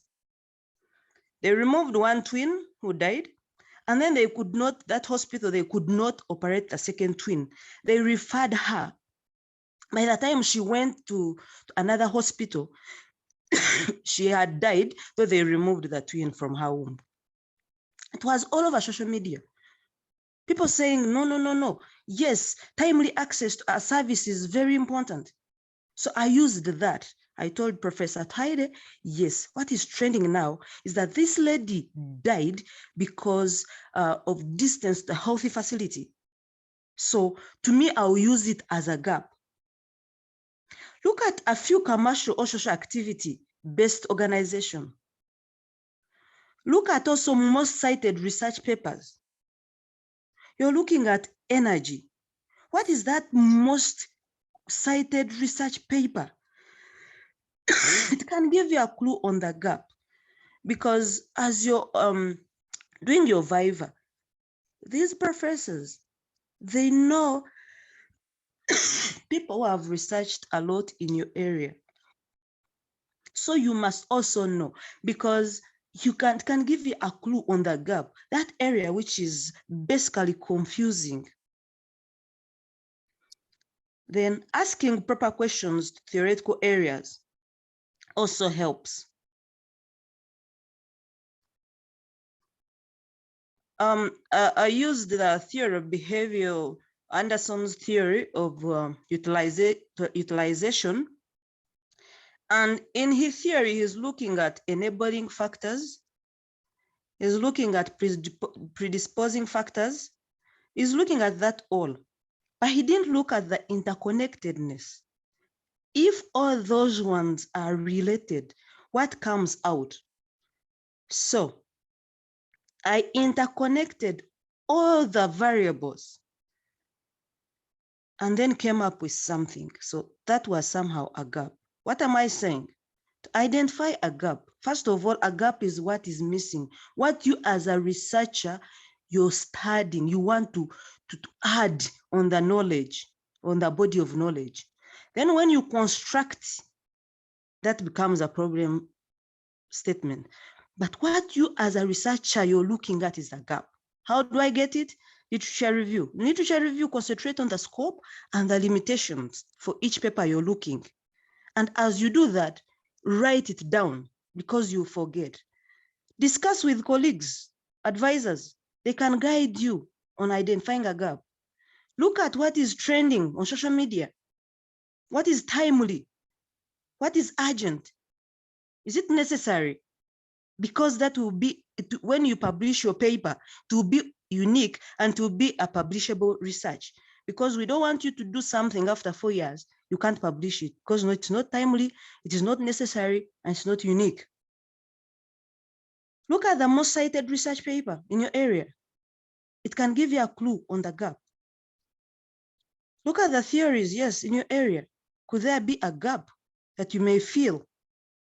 Then look at the samples used for data correction. One of the scholars said there are different types of gaps, yes. Can look at empirical gap, looking at the knowledge from literature review, what others have done, what they've not done, that is empirical gap. You can even look at the methodology gap. I'll use my own example. Methodologically, through literature review, most scholars on maternal health use logistic regressions.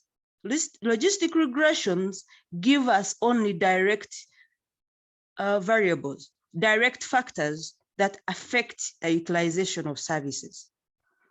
I said, maybe there are indirect factors. Maybe a change in methodology may give us something new.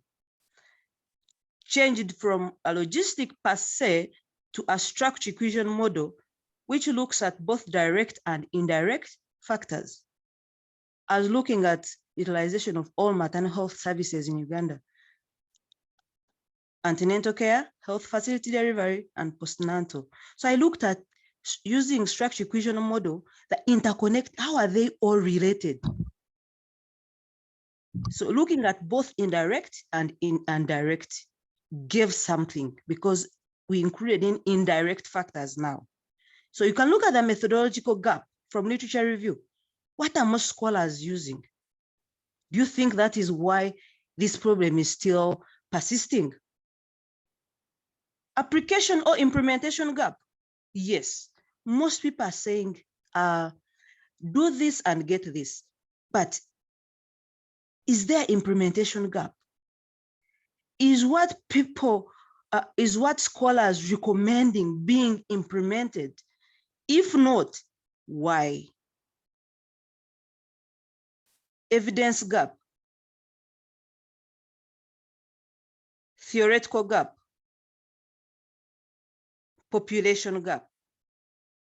You're looking at adoption of ICT. Somebody may look at maybe organizations. For you may say, I will look at schools, population gap. And as I said at the beginning, for a PhD study, it may not be only on one gap. Can be empirical or knowledge gap, can be methodological gap, and also a theoretical gap. So when I'm looking for these gaps, of course, you have to critically read. Critical reading is not a simple work to do.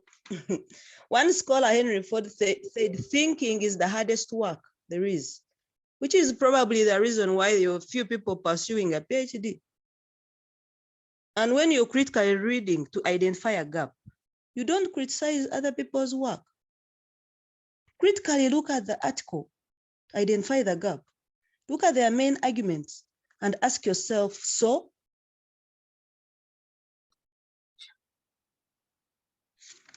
as I'm concluding, a gap is what is missing, or what you, the reader, you want to cover. Because when you're doing Viva, they will ask you, okay, what is new? You started with a gap. You wanted to fill it. So what is that you did? What is new? What is the PhD-ness in your work? So you also now say, yes, I started like this. My study found out this. And I also did this small in this big ocean of knowledge. This is the little gap I also covered. What is missing? Go to literature review. Look at the scope and the limitation. Ask colleagues and supervisors. Look at the theories used. Look at the methodologies other people used. And is the gap you're looking at of importance? Is it urgent? Is it necessary? Is it timely? Because at the end of it, you want to publish it. Dr. Walgembe? Yes. So I conclude, what students, when you're critically looking for this gap, look at issues to do with research coverage, the terms and phrases used, issues to do with methods, issues to do with consistencies or contradictions with different authors.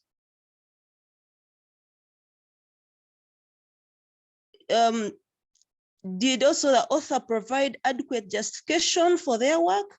Or I can also get a gap there. Thank you so much for listening, and thanks for the opportunity. God bless you. Thank you very much, Dr. Ruth.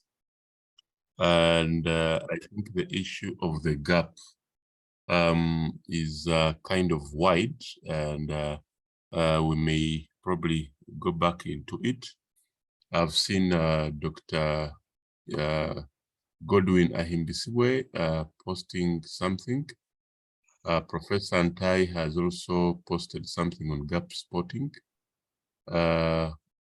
Professor Rolla also the same. Allow me not to interfere with the discussions. I will, Professor Dr. Ruth, you can, as you take a glass of water, we shall come back to that discussion. Allow me invite Dr. Hassan Bashir. There was a question on opportunity and justification. Peace to Shabe was saying that kindly talk about justification and statement of opportunity. This was actually addressed to Professor Michael Koche, but Dr. Hassan Bashir would like you to talk about the issue of statement of opportunity. What is it? Why opportunity not a problem? And for the purposes of making peace comfortable also, how do you distinguish opportunity from the problem? So at that level, possibly, why would you recommend somebody to use an opportunity, not a problem? Then we can merge those three and we have a discussion. Thank you and welcome, Dr. Hassan. Thank you, Ahmed. Good morning, ladies and gentlemen. I would also want to take this opportunity to appreciate the senior colleagues, Professor Antai, Professor Rolla, Professor Kagari, and all the other doctors on the platform for continuously guiding and supporting research activities in the various disciplines on this platform. The issue about statement of opportunity as opposed to statement of problem. I think let's start from the statement of problem, and then we see how somebody can decide to take the other side of opportunity.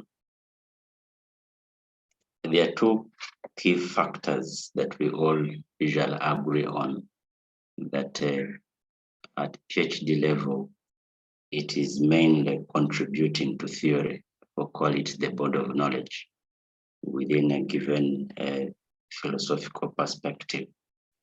But we also agree that theory informs practice, and practice reshapes or builds theory.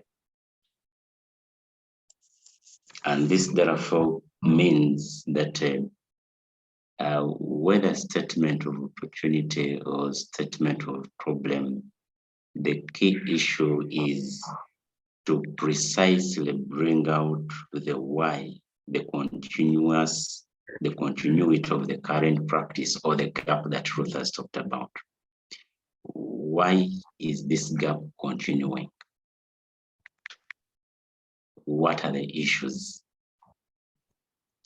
And in this, it is always good to mention what is missing in theory for the continuity of this current negative practice.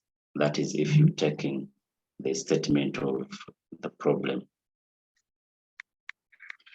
Now, if you're going to take the statement of opportunity, briefly, without going into much of the discussion of how this arises, for many years in many researches, we've been basing on the negative. There is this continuity of the negative practice. Employee performance is very low in many organizations in this context, and you want to find what is that is missing in the theory for this practice to continue. But scholars came up and said, can't we learn from the best practices? So, and there are so many arguments there, arguing that if we agree to learn from the best practices, there is no maximum limit on the success we shall achieve. Yet, if we learn from the negative, we are limiting ourselves to solving that particular problem.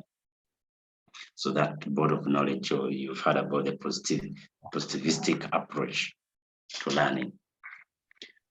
And in here, bring it down to us. The argument is, the other than using the statement of problem, he's saying there is a continuous negative performance or negative practice.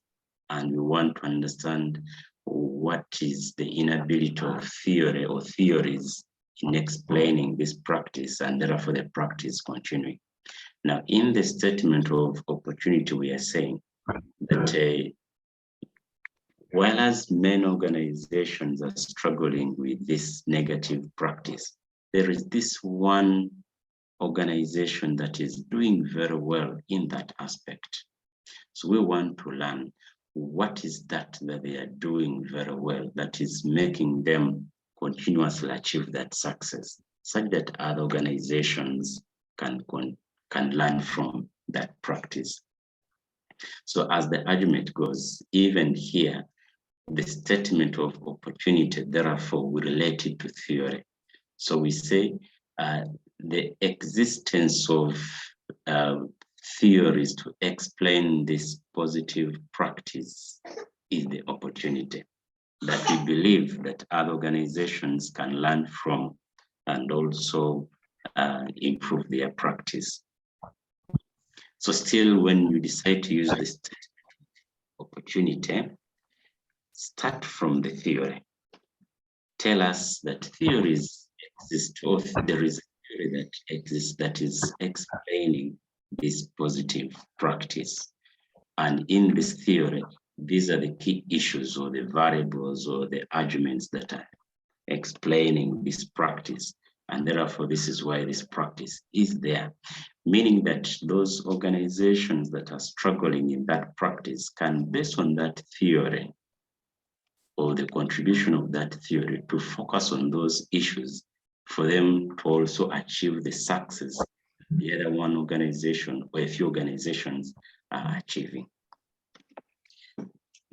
Maybe the related issue to that is that usually the best way of bringing out this good practice in that particular organization, in that particular sector, is through storytelling.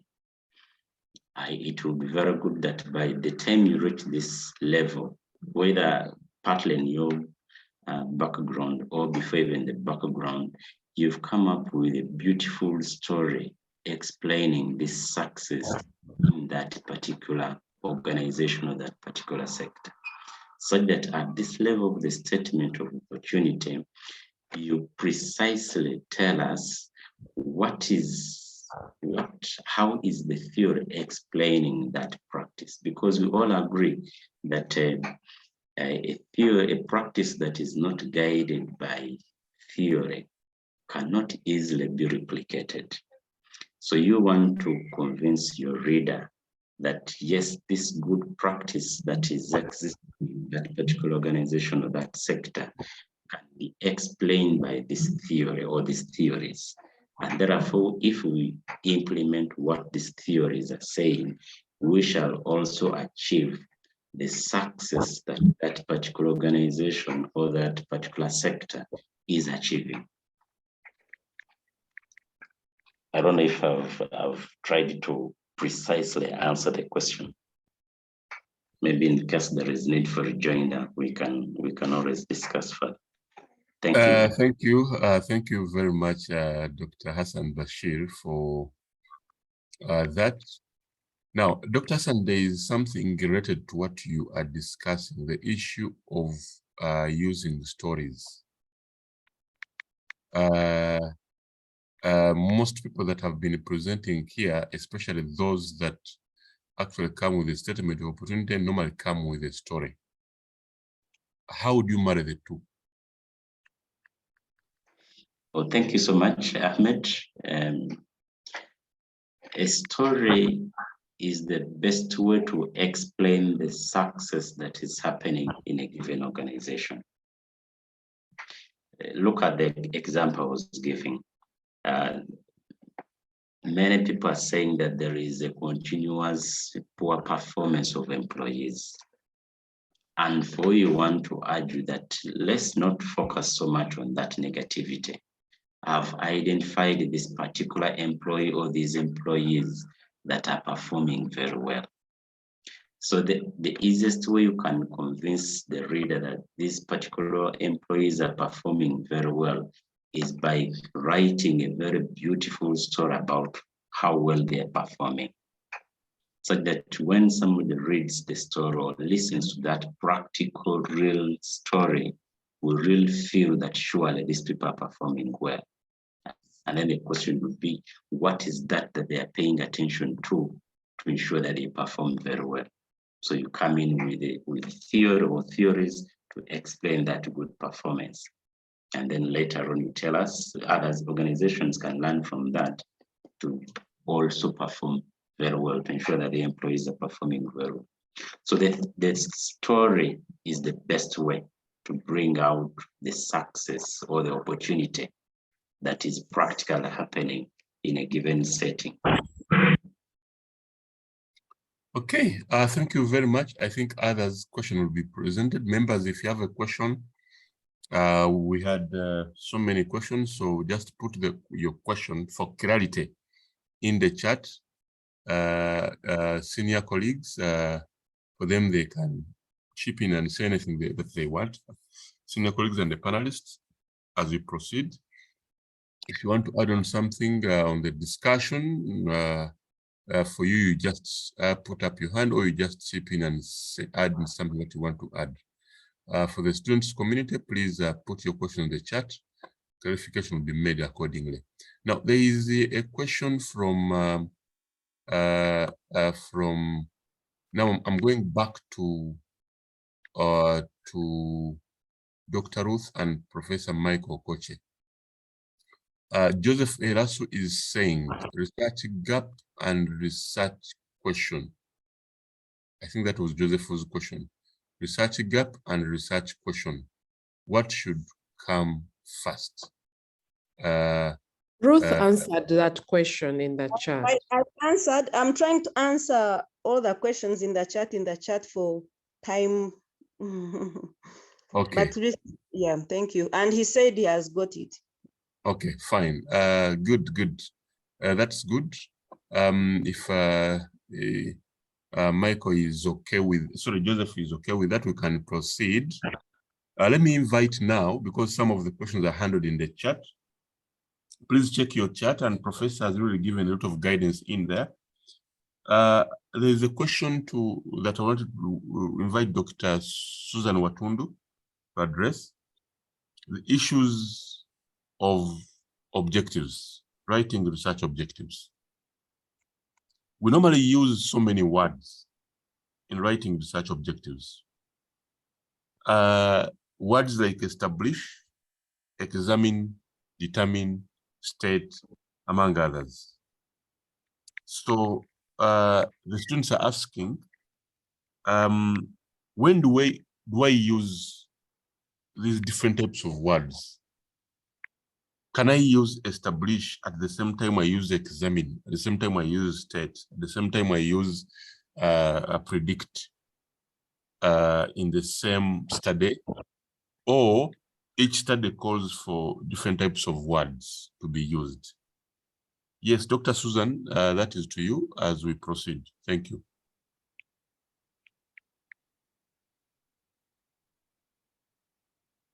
Thank you so much, Dr. Wagembe, and thank you, colleagues, for the ongoing discussions.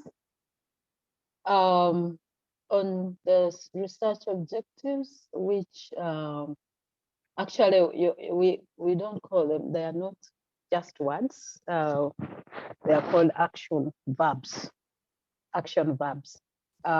Remember, when you're stating your research objectives, they should be smart, they should be specific, they should be measurable, they should be attainable, they should be relevant, and they should be time-based. So if you're to state your objectives, first, I think the best way is to look at the purpose for your study. What is the main goal? What is the purpose of your study? This, what we call, some people call it the general objective, because this can guide you on which action verbs you can use in stating the objectives, the specific objectives. Remember, you must have the purpose of the study that gives you the general objective of the study, and you have to break down this into specific objectives. And when it comes to specific objectives, this is where we use what we call the action verbs. What you intend to do to achieve your overall objective.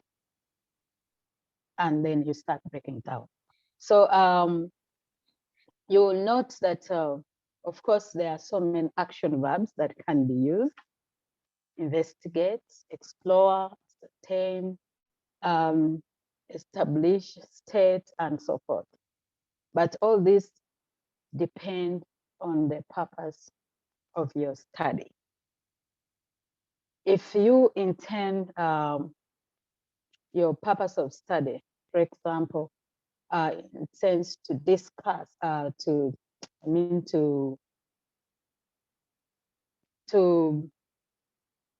if you intend to maybe discuss or to show that, to look at the variations in your variables of interest or your dependent variable, or what is affecting your dependent variable per se, then the verbs that you to use here may be different from the situation where you want to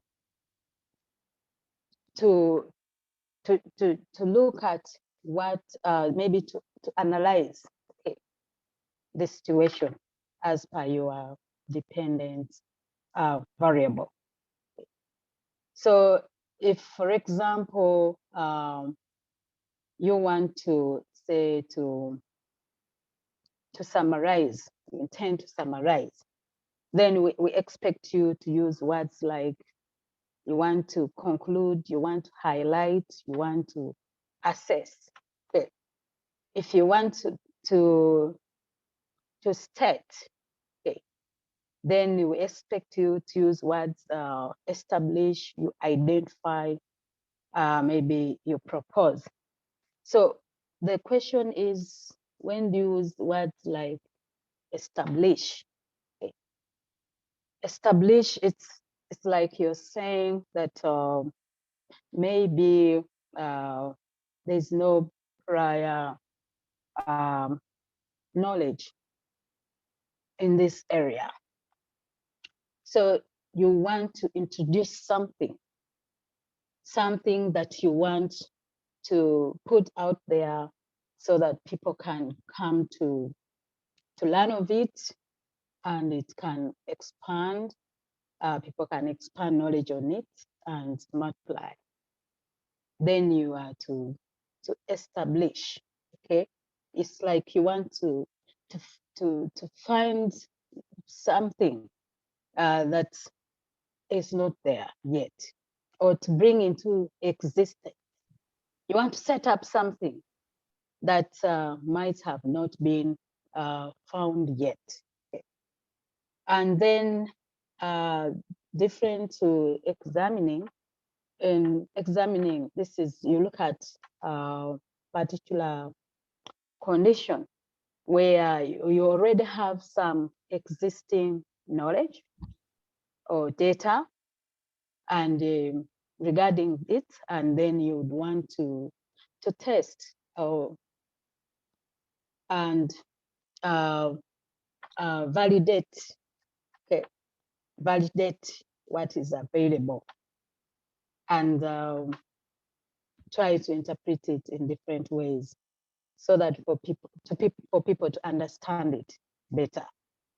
So while to determine, you want to come up maybe with a decision on an investigation, then you have to determine, okay?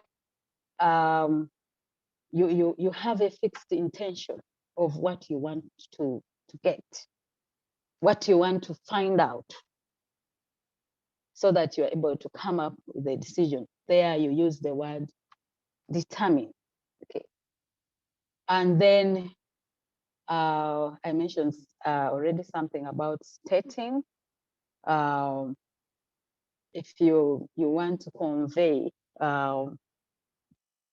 some information or to elaborate, okay, you are able to use the word state. Stating is kind of a global word which you can, where you can use other action verbs other than state itself, okay?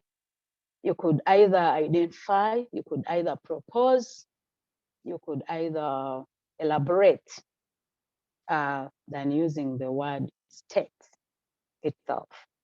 Okay. I think that's the little I can say. I request other colleagues to add on. Okay. All right. Thank you very much, Dr. Susan Watundu, for that good explanation. A number of questions are coming in, but most of them are being handled in the chat. I will only invite the facilitators or the panelists and senior colleagues to add on a few issues. There is some supplement from Dr. Ruth. Dr. Ruth, your hand is up, please. Can you unmute? Thank you. One of the students asked about theories, and I request Professor Laura, Professor Ntait Hope. It is Miss Peace asked whether you can borrow other theories, and I couldn't give a better explanation. I wanted also to add on the gap, look at the current indicators. Like now there's National Planning Authority, there are Sustainable Development Goals, Parish Model. All those you can also put into to get the empirical evidence and make your gap stronger. Thank you so much. Kindly, Professor Lola Onta, if they don't mind, can help me answer Miss Peace.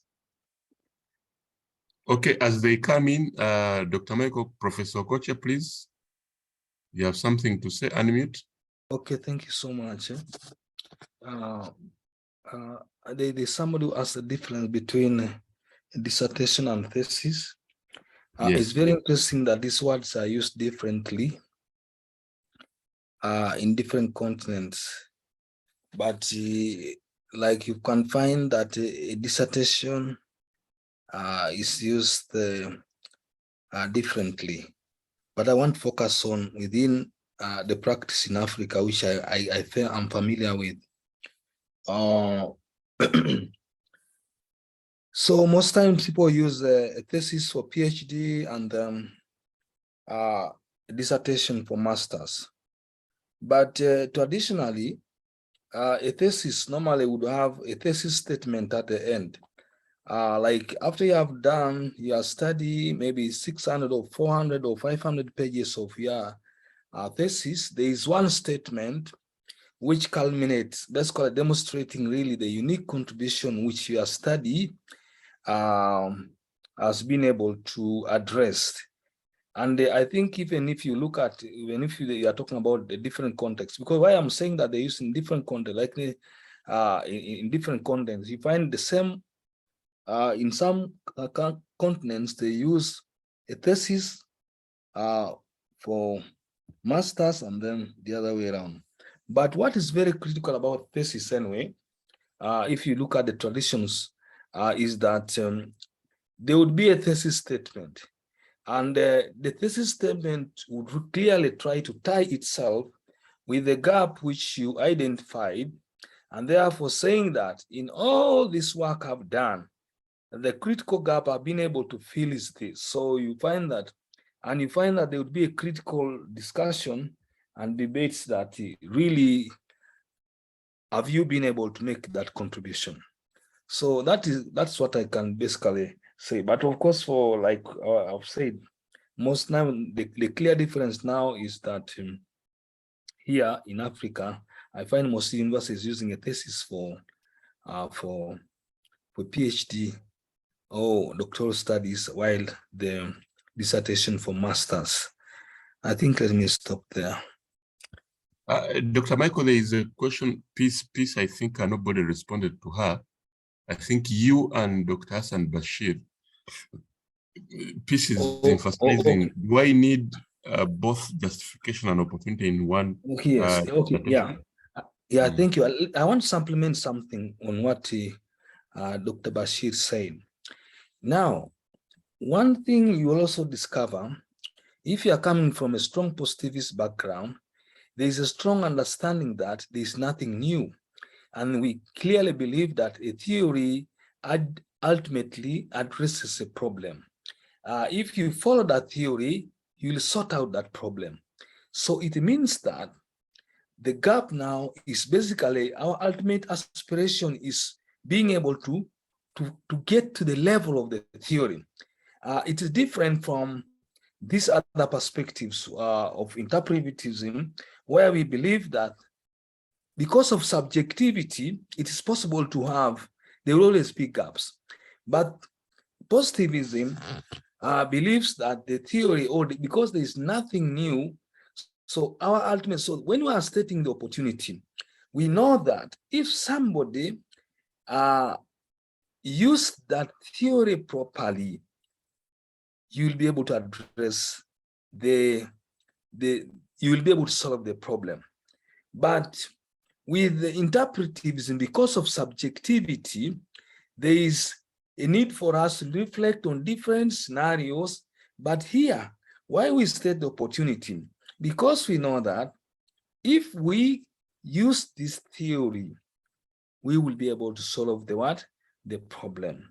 So the justification for this case is for us to be able to appropriately compare the story and show that if this theory is upheld, then it means that the problem will be solved. And this basically actually brings a very critical fundamental difference between positivism and interpretivism. So even like the issue which I think maybe I can supplement also on the issue of hypothesis. So you'll find hypothesis strongly used in positivism because we hypothesize something which we know, but here we are not sure, so questions can suffice. But the beauty about even questions, even positivists use it, but strong positivists, the people who come from a real tradition, will always use what? Hypothesis. So in ultimately, peace, my answer to you is that because we believe in the ideal world, because we believe in the ultimate that this theory fulfills is a solution to the problem. So a justification of the study under a positivist orientation would be basically that statement of opportunity. Yes, the aspect of same opportunity is looking at the positive aspect, but it comes actually from a traditional positivist orientation, because we believe that that theory ultimately addresses the problem. I think also Dr. Walugeme, the other time, Peace again asked me, I don't want to, she asked me last week about a theoretical proposition. A theoretical proposition is what the critical thing which the theory advances. But in the process of advancing, there are underlying assumptions which could be underestimated. I want to give a simple one. I'm not a strong economist, but I know that in economics, they normally say that if the price increases, the demand reduces. And then they will say all other factors remaining constant. So the theoretical proposition is that substantial contribution which that law or theory is trying to say that when price increases, the demand reduces. Now, all other factors remaining constant talking about the income and all those other factors. So those are the assumptions. So most times, of course, when you come into traditional theories, they will not be very clear to tell you the assumption, but some, if you read the big books which talk, they'll give you some assumptions under which the theory may not hold. But if you scan through, you'll be able to see some conditions or preconditions which actually may not allow the theory to work as it is assuming to work. So this last time you asked for a theoretical proposition. The theoretical proposition within the theory is that advancement the theory tries to give. What is the critical knowledge or solution which the theory is trying to advance? And then which are the preconditions? So the preconditions become now the assumptions, and then the knowledge the theory is trying to advance is the proposition. Thank you. All right. Thank you very much, Professor Okoche. Yes, Dr. Hassan. Sorry, I'm failing to get the hand raising thing, but I wanted to say something. Thank you, Professor Okoche and members for the contributions. Huntington asked in the chat whether he wants to take the direction of positivity. So he's wondering if it is acceptable for him to take that direction. I want to say that it depends on your university. If you're within Makerere, this is highly acceptable. And many of us have, in our PhDs, we use the positivity approach. We based on the success stories. Personally, I based on how, I think in 2000, how the Ministry of Health handled the issue of Ebola in Uganda in a very successful way. And the argument is, if we did it well that time, how can you replicate that success? So I found theories to back that success and made recommendations how it can be done else in other interventions. So within Makerere and many other people have used this, studied positivity, success stories. So you can ably take that direction if you're within Makerere. If you're elsewhere, maybe you need to first discuss with your professors to confirm whether it is acceptable to take that direction. But at a large extent, in many universities, even outside Makerere, it is becoming an acceptable channel to take. You've seen what Dr. Rosa Taylor has mentioned in a joking way. Yes, it's true. As scholars saying, we are tired of studying problems. Can we now change and say how we can also study success stories? If you find an organization that has performed very well in a certain aspect, or there is a very good practice out there, how can this good practice be replicated elsewhere? That is the central argument. And then you find theories to explain that, and then you move on. Thank you so much. All right. Thank you, Dr. Hassan, for supporting the movement of positivity. Dr. Gideon's hand was up, but let me give the one that is current, Dr. Susan Watundu. Dr. Watundu, as You could give Gideon, he's still up. If Dr. Gideon, I'm hand not is still sure up, please. he has put the hand down. Dr. Gideon, do you still need to, the issue was covered? Oh, thank you, Chair. Mm. Thank you, panelists. Great learning. I had just a few also observations to mention. One is one of the challenges we usually find, especially when it comes to the gaps.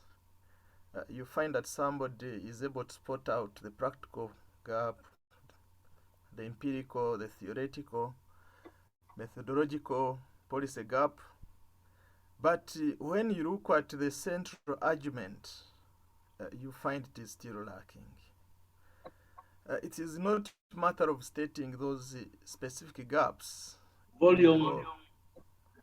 Yes, please. Professor is saying volume, sir, volume. Your volume is low. Oh, thank you. Let me come closer to the PC. I was saying that one of the challenges I usually And remove find... the video. Oh, sorry. Where did I press? Sorry. One of the challenges we usually face is that you find that whereas some people state the specific gaps, particularly the practical gap, the methodological gap, the theoretical gap. Now there's always a challenge of coming up with a central argument. They usually stop at those specific gaps, and that becomes one of the challenges in most of the people's work at PhD level. I think it's important to go further to have a central argument, which brings us to the level of central research question. The other observation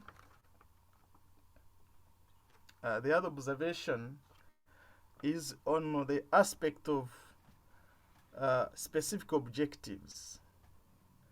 You find that whereas you have come up with a specific objective, when you go to research design, you find that again, the research design does not really help you to answer those specific objectives.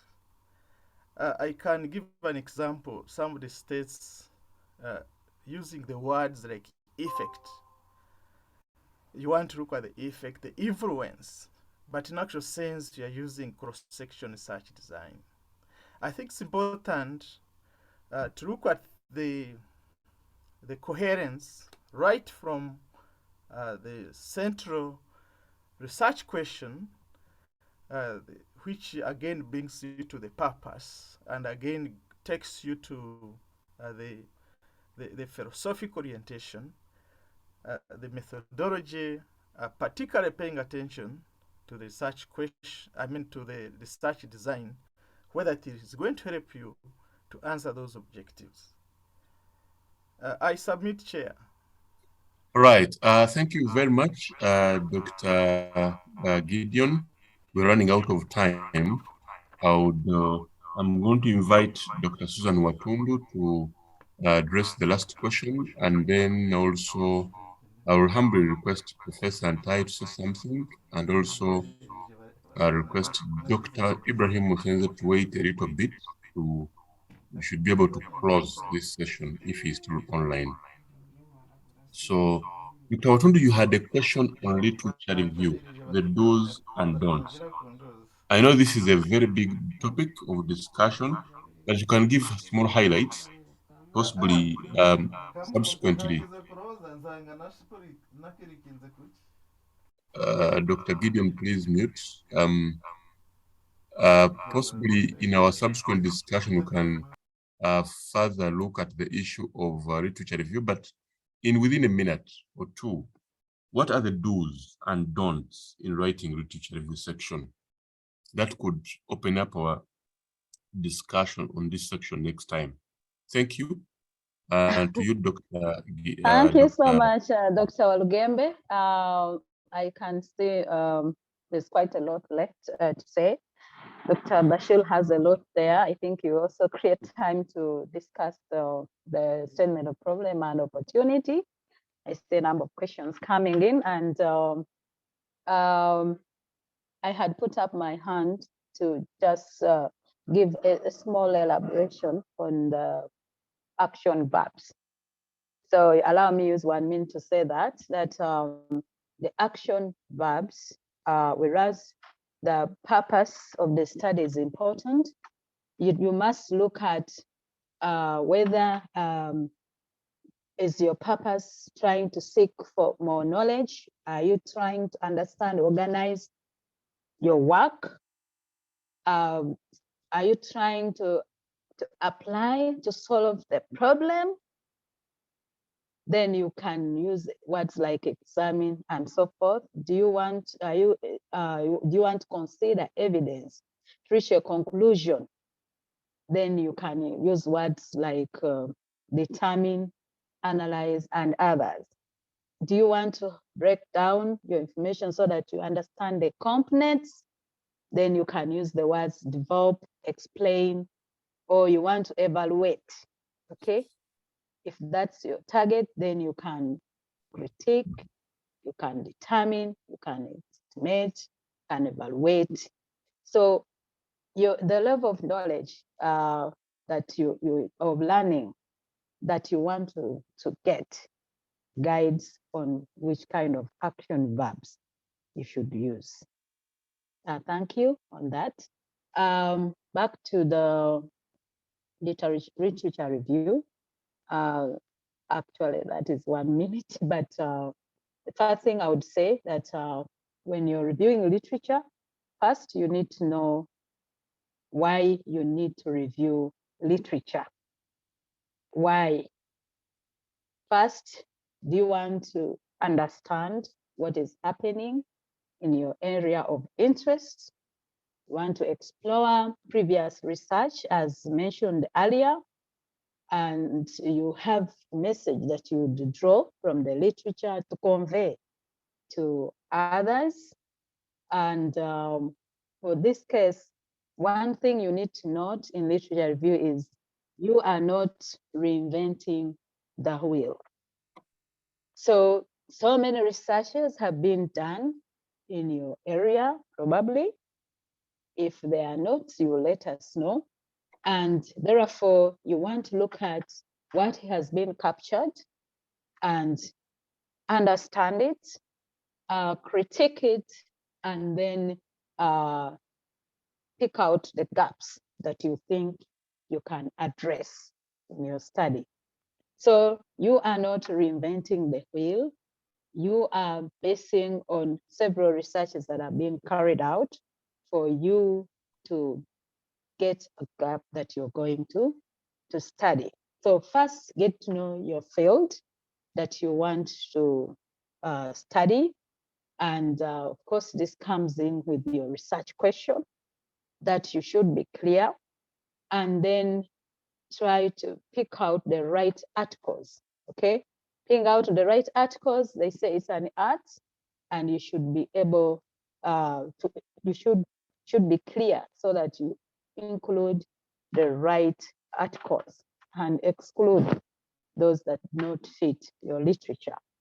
You must adjust your language because here you're reading other people's work for you to be able to comprehend your research question. Okay. Citations must be relevant and current. You must review current literature to keep the trends, know what's happening.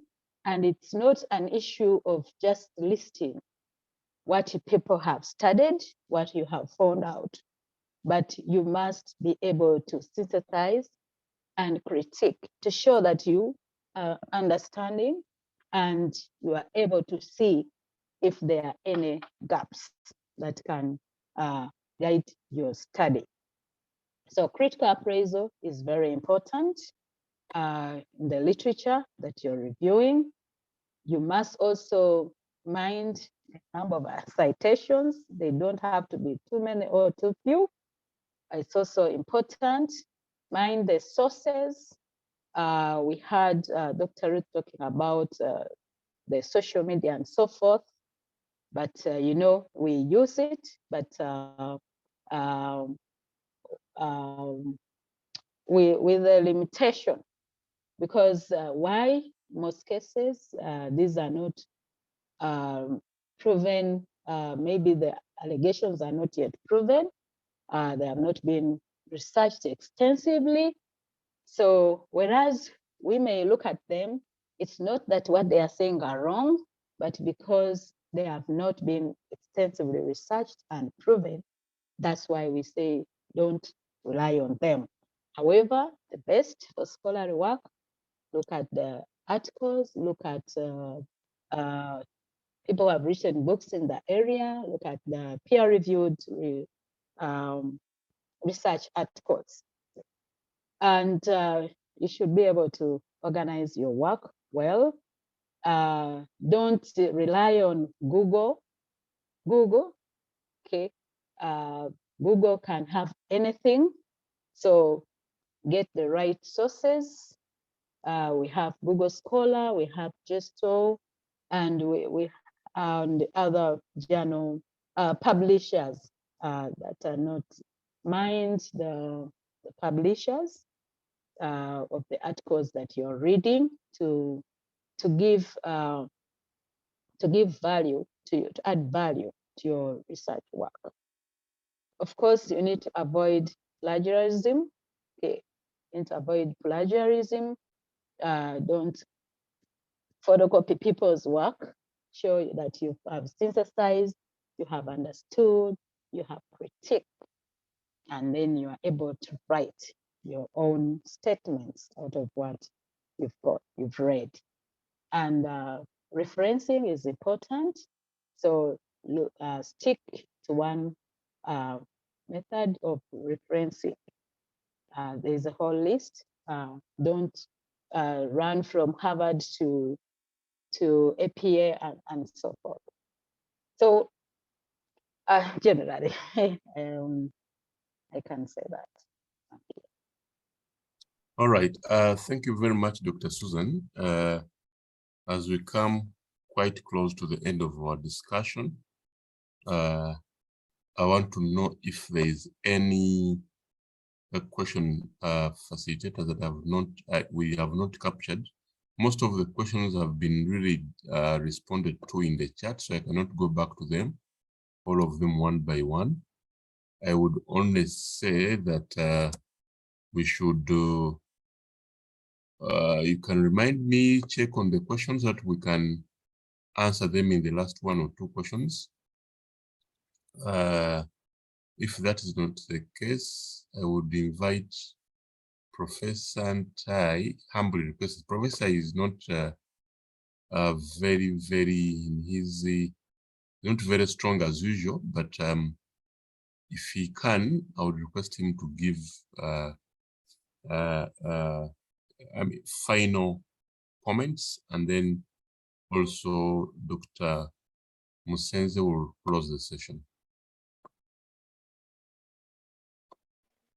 Thank you very much, Chair. Thank you, Dr. Ahmed, for the great job that you are doing. And I don't know what you want me to say, Doctor, but I want to begin by thanking the panel for the informative and the educative discussion. And I also want to stress the fact that students who want to do research, and even ourselves, especially when we are interested in adding something new to the existing body of knowledge, or probably creating knowledge for that matter, we really need to do some kind of systematic literature review so that we are on top of things, other than just reading one journal article or two. And we begin thinking that we know it all, and we make very strong statements that to the best of our knowledge, no research has been done in this area, and that kind of thing. The other aspect that we need to be mindful of mindful about are the issues which seem to be controversial. I think sometimes we are not mindful about controversial things. Whereas some of the things are okay in one setting and according to the thinking of some people, in other communities, some of these things are controversial. And again, I think that, let me just give an example. I know one of the issues that has been discussed here is the issue of statement of the problem and the statement of the opportunity. You need to be mindful of the fact that it is also a controversial area because what usually happens is that you begin with a positivistic kind of thinking in the introduction with the that kind of case. For me, I call it a case that seems to be successful, but you superimpose that on a completely problem-oriented aspect, because when you are sampling, you don't actually sample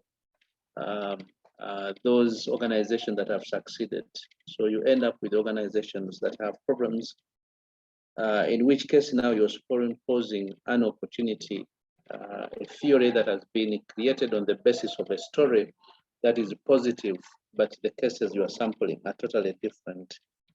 Not only that, it also raises methodological issues because you set out giving a philosophical perspective in the background that you do not, that you abandon along the way, and you pick another.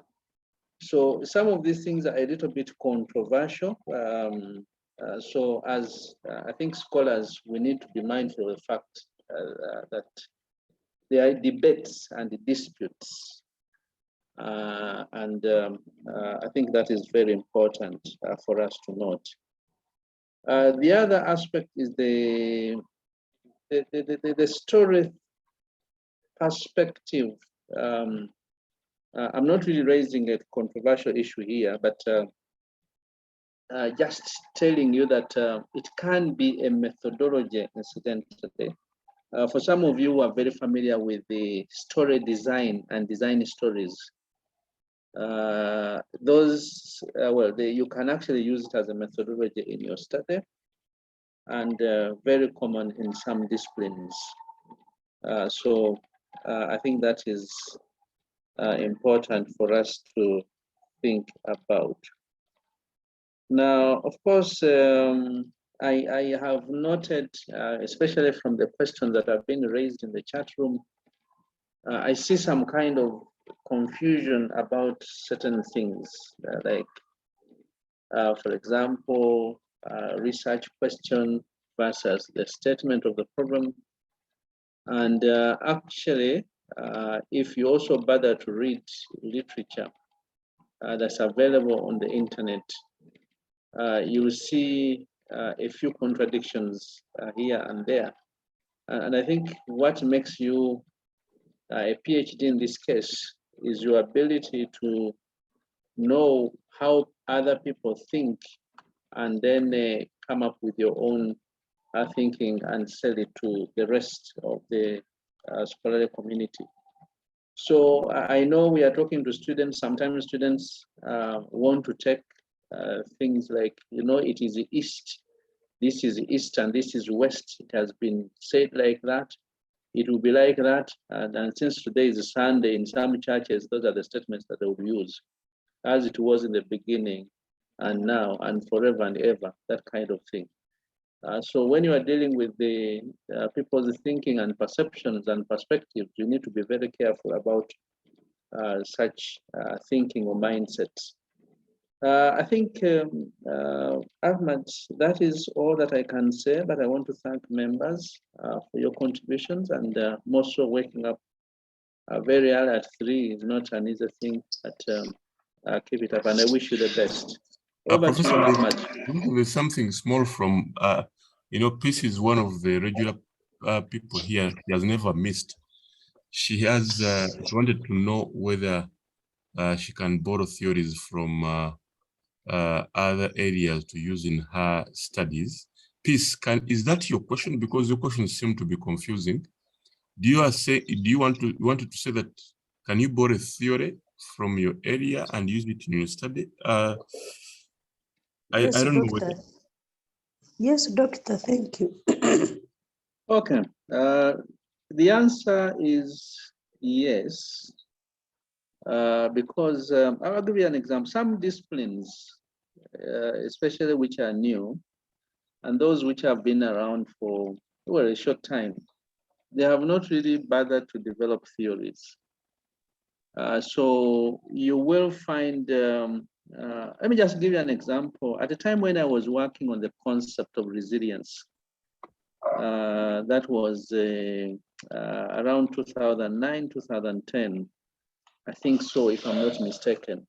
Sorry, 19, I think it was around 2000, 1999, I think. When I reviewed the literature from organizational studies, I discovered that actually there was almost nothing.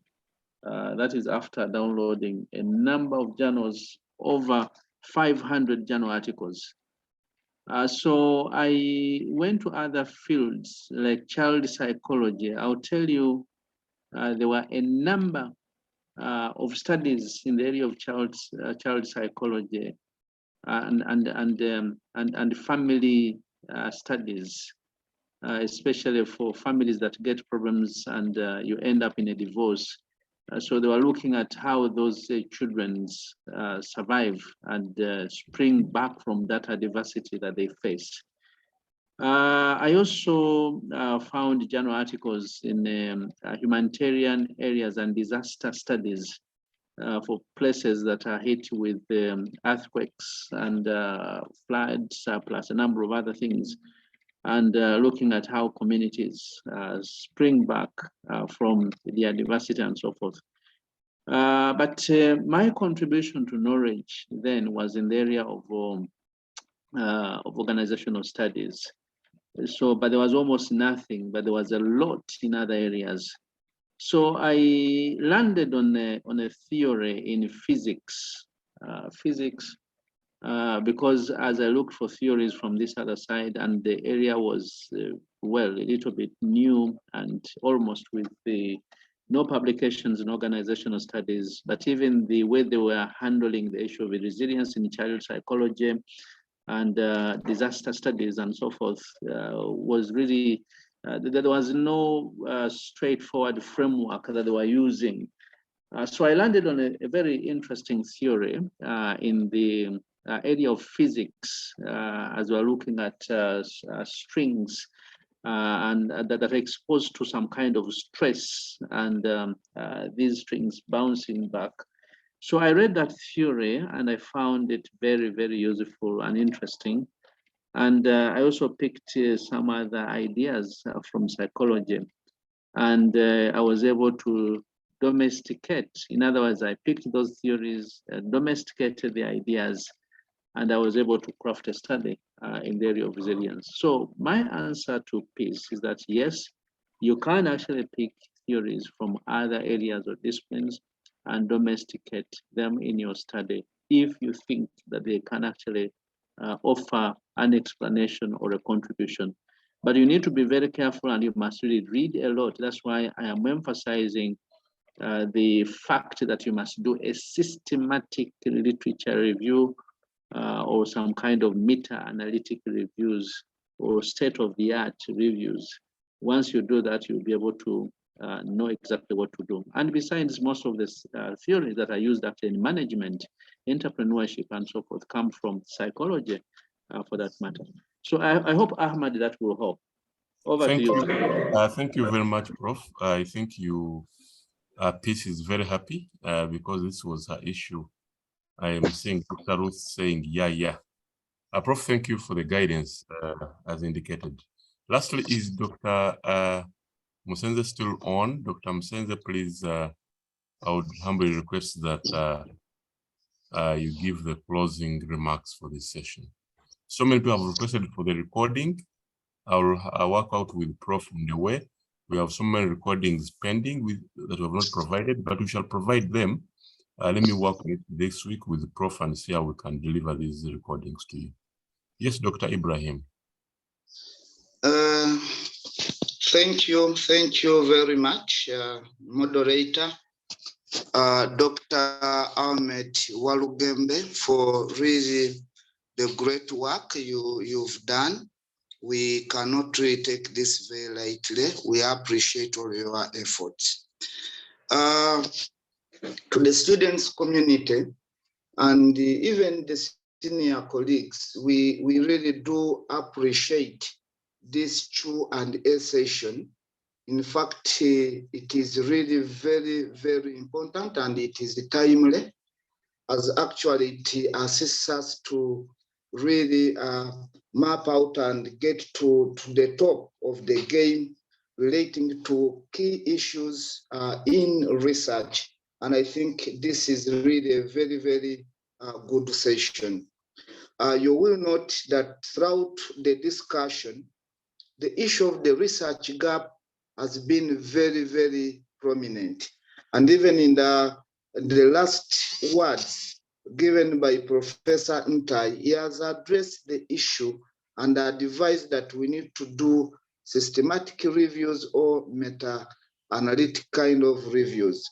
This is very, very important, and I would wish to echo the same words that please, the beginning point at the PhD journey is really to do a systematic research or systematic kind of analysis, because you'll be able to identify the gap, you'll be able to understand the debates surrounding the field of your investigation, and this is really very important. Without a research gap, your study is not going to be able to make any meaningful contribution, and ideally it will not count within the knowledge community. So this is really very important. I want in a special way to appreciate Professor Ntai for the regular and mentoring kind of effort he's putting in to ensure that we really move this platform to another level. And I want also to applaud the day's panelists, Dr. Susan, Professor Laura, Associate Professor Koche, and then Dr. Hassan Bashir for the good work you've really done. And I also want to appreciate the effort of the senior colleagues in providing supplementary support to ensure that actually the student grasp the fundamental issues that have formed the basis of the day's kind of discussion. I note that our numbers continue to rise on the platform, and I think this is really a very good gesture, and I would wish to appreciate all of you who are waking up really very early in the morning in search for this rare and free knowledge. Please continue doing so. We don't limit anybody from joining this platform, and encourage all your colleagues who would wish to really benefit from this free knowledge to be part of the platform, because our aspiration is to see that we continue to grow in number and in strength. So this is really very, very important.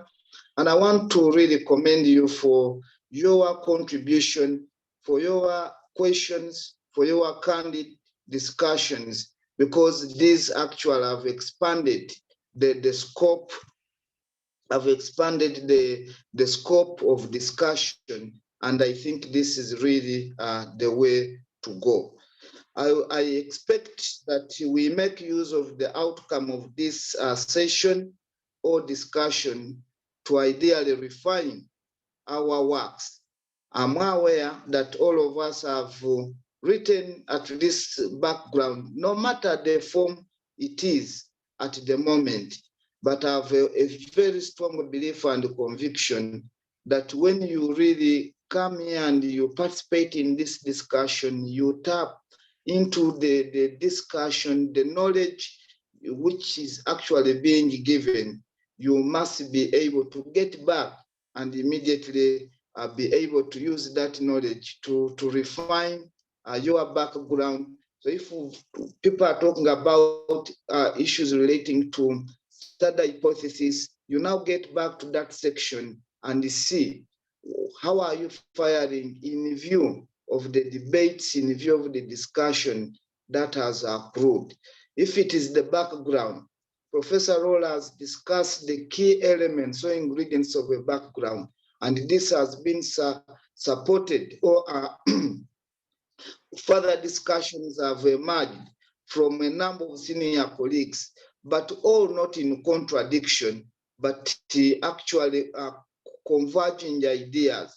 So you take that and you reflect on your background to see, does your background mirror what has been discussed? If it does not mirror, you use this knowledge to refine, because it's the very reason we are here.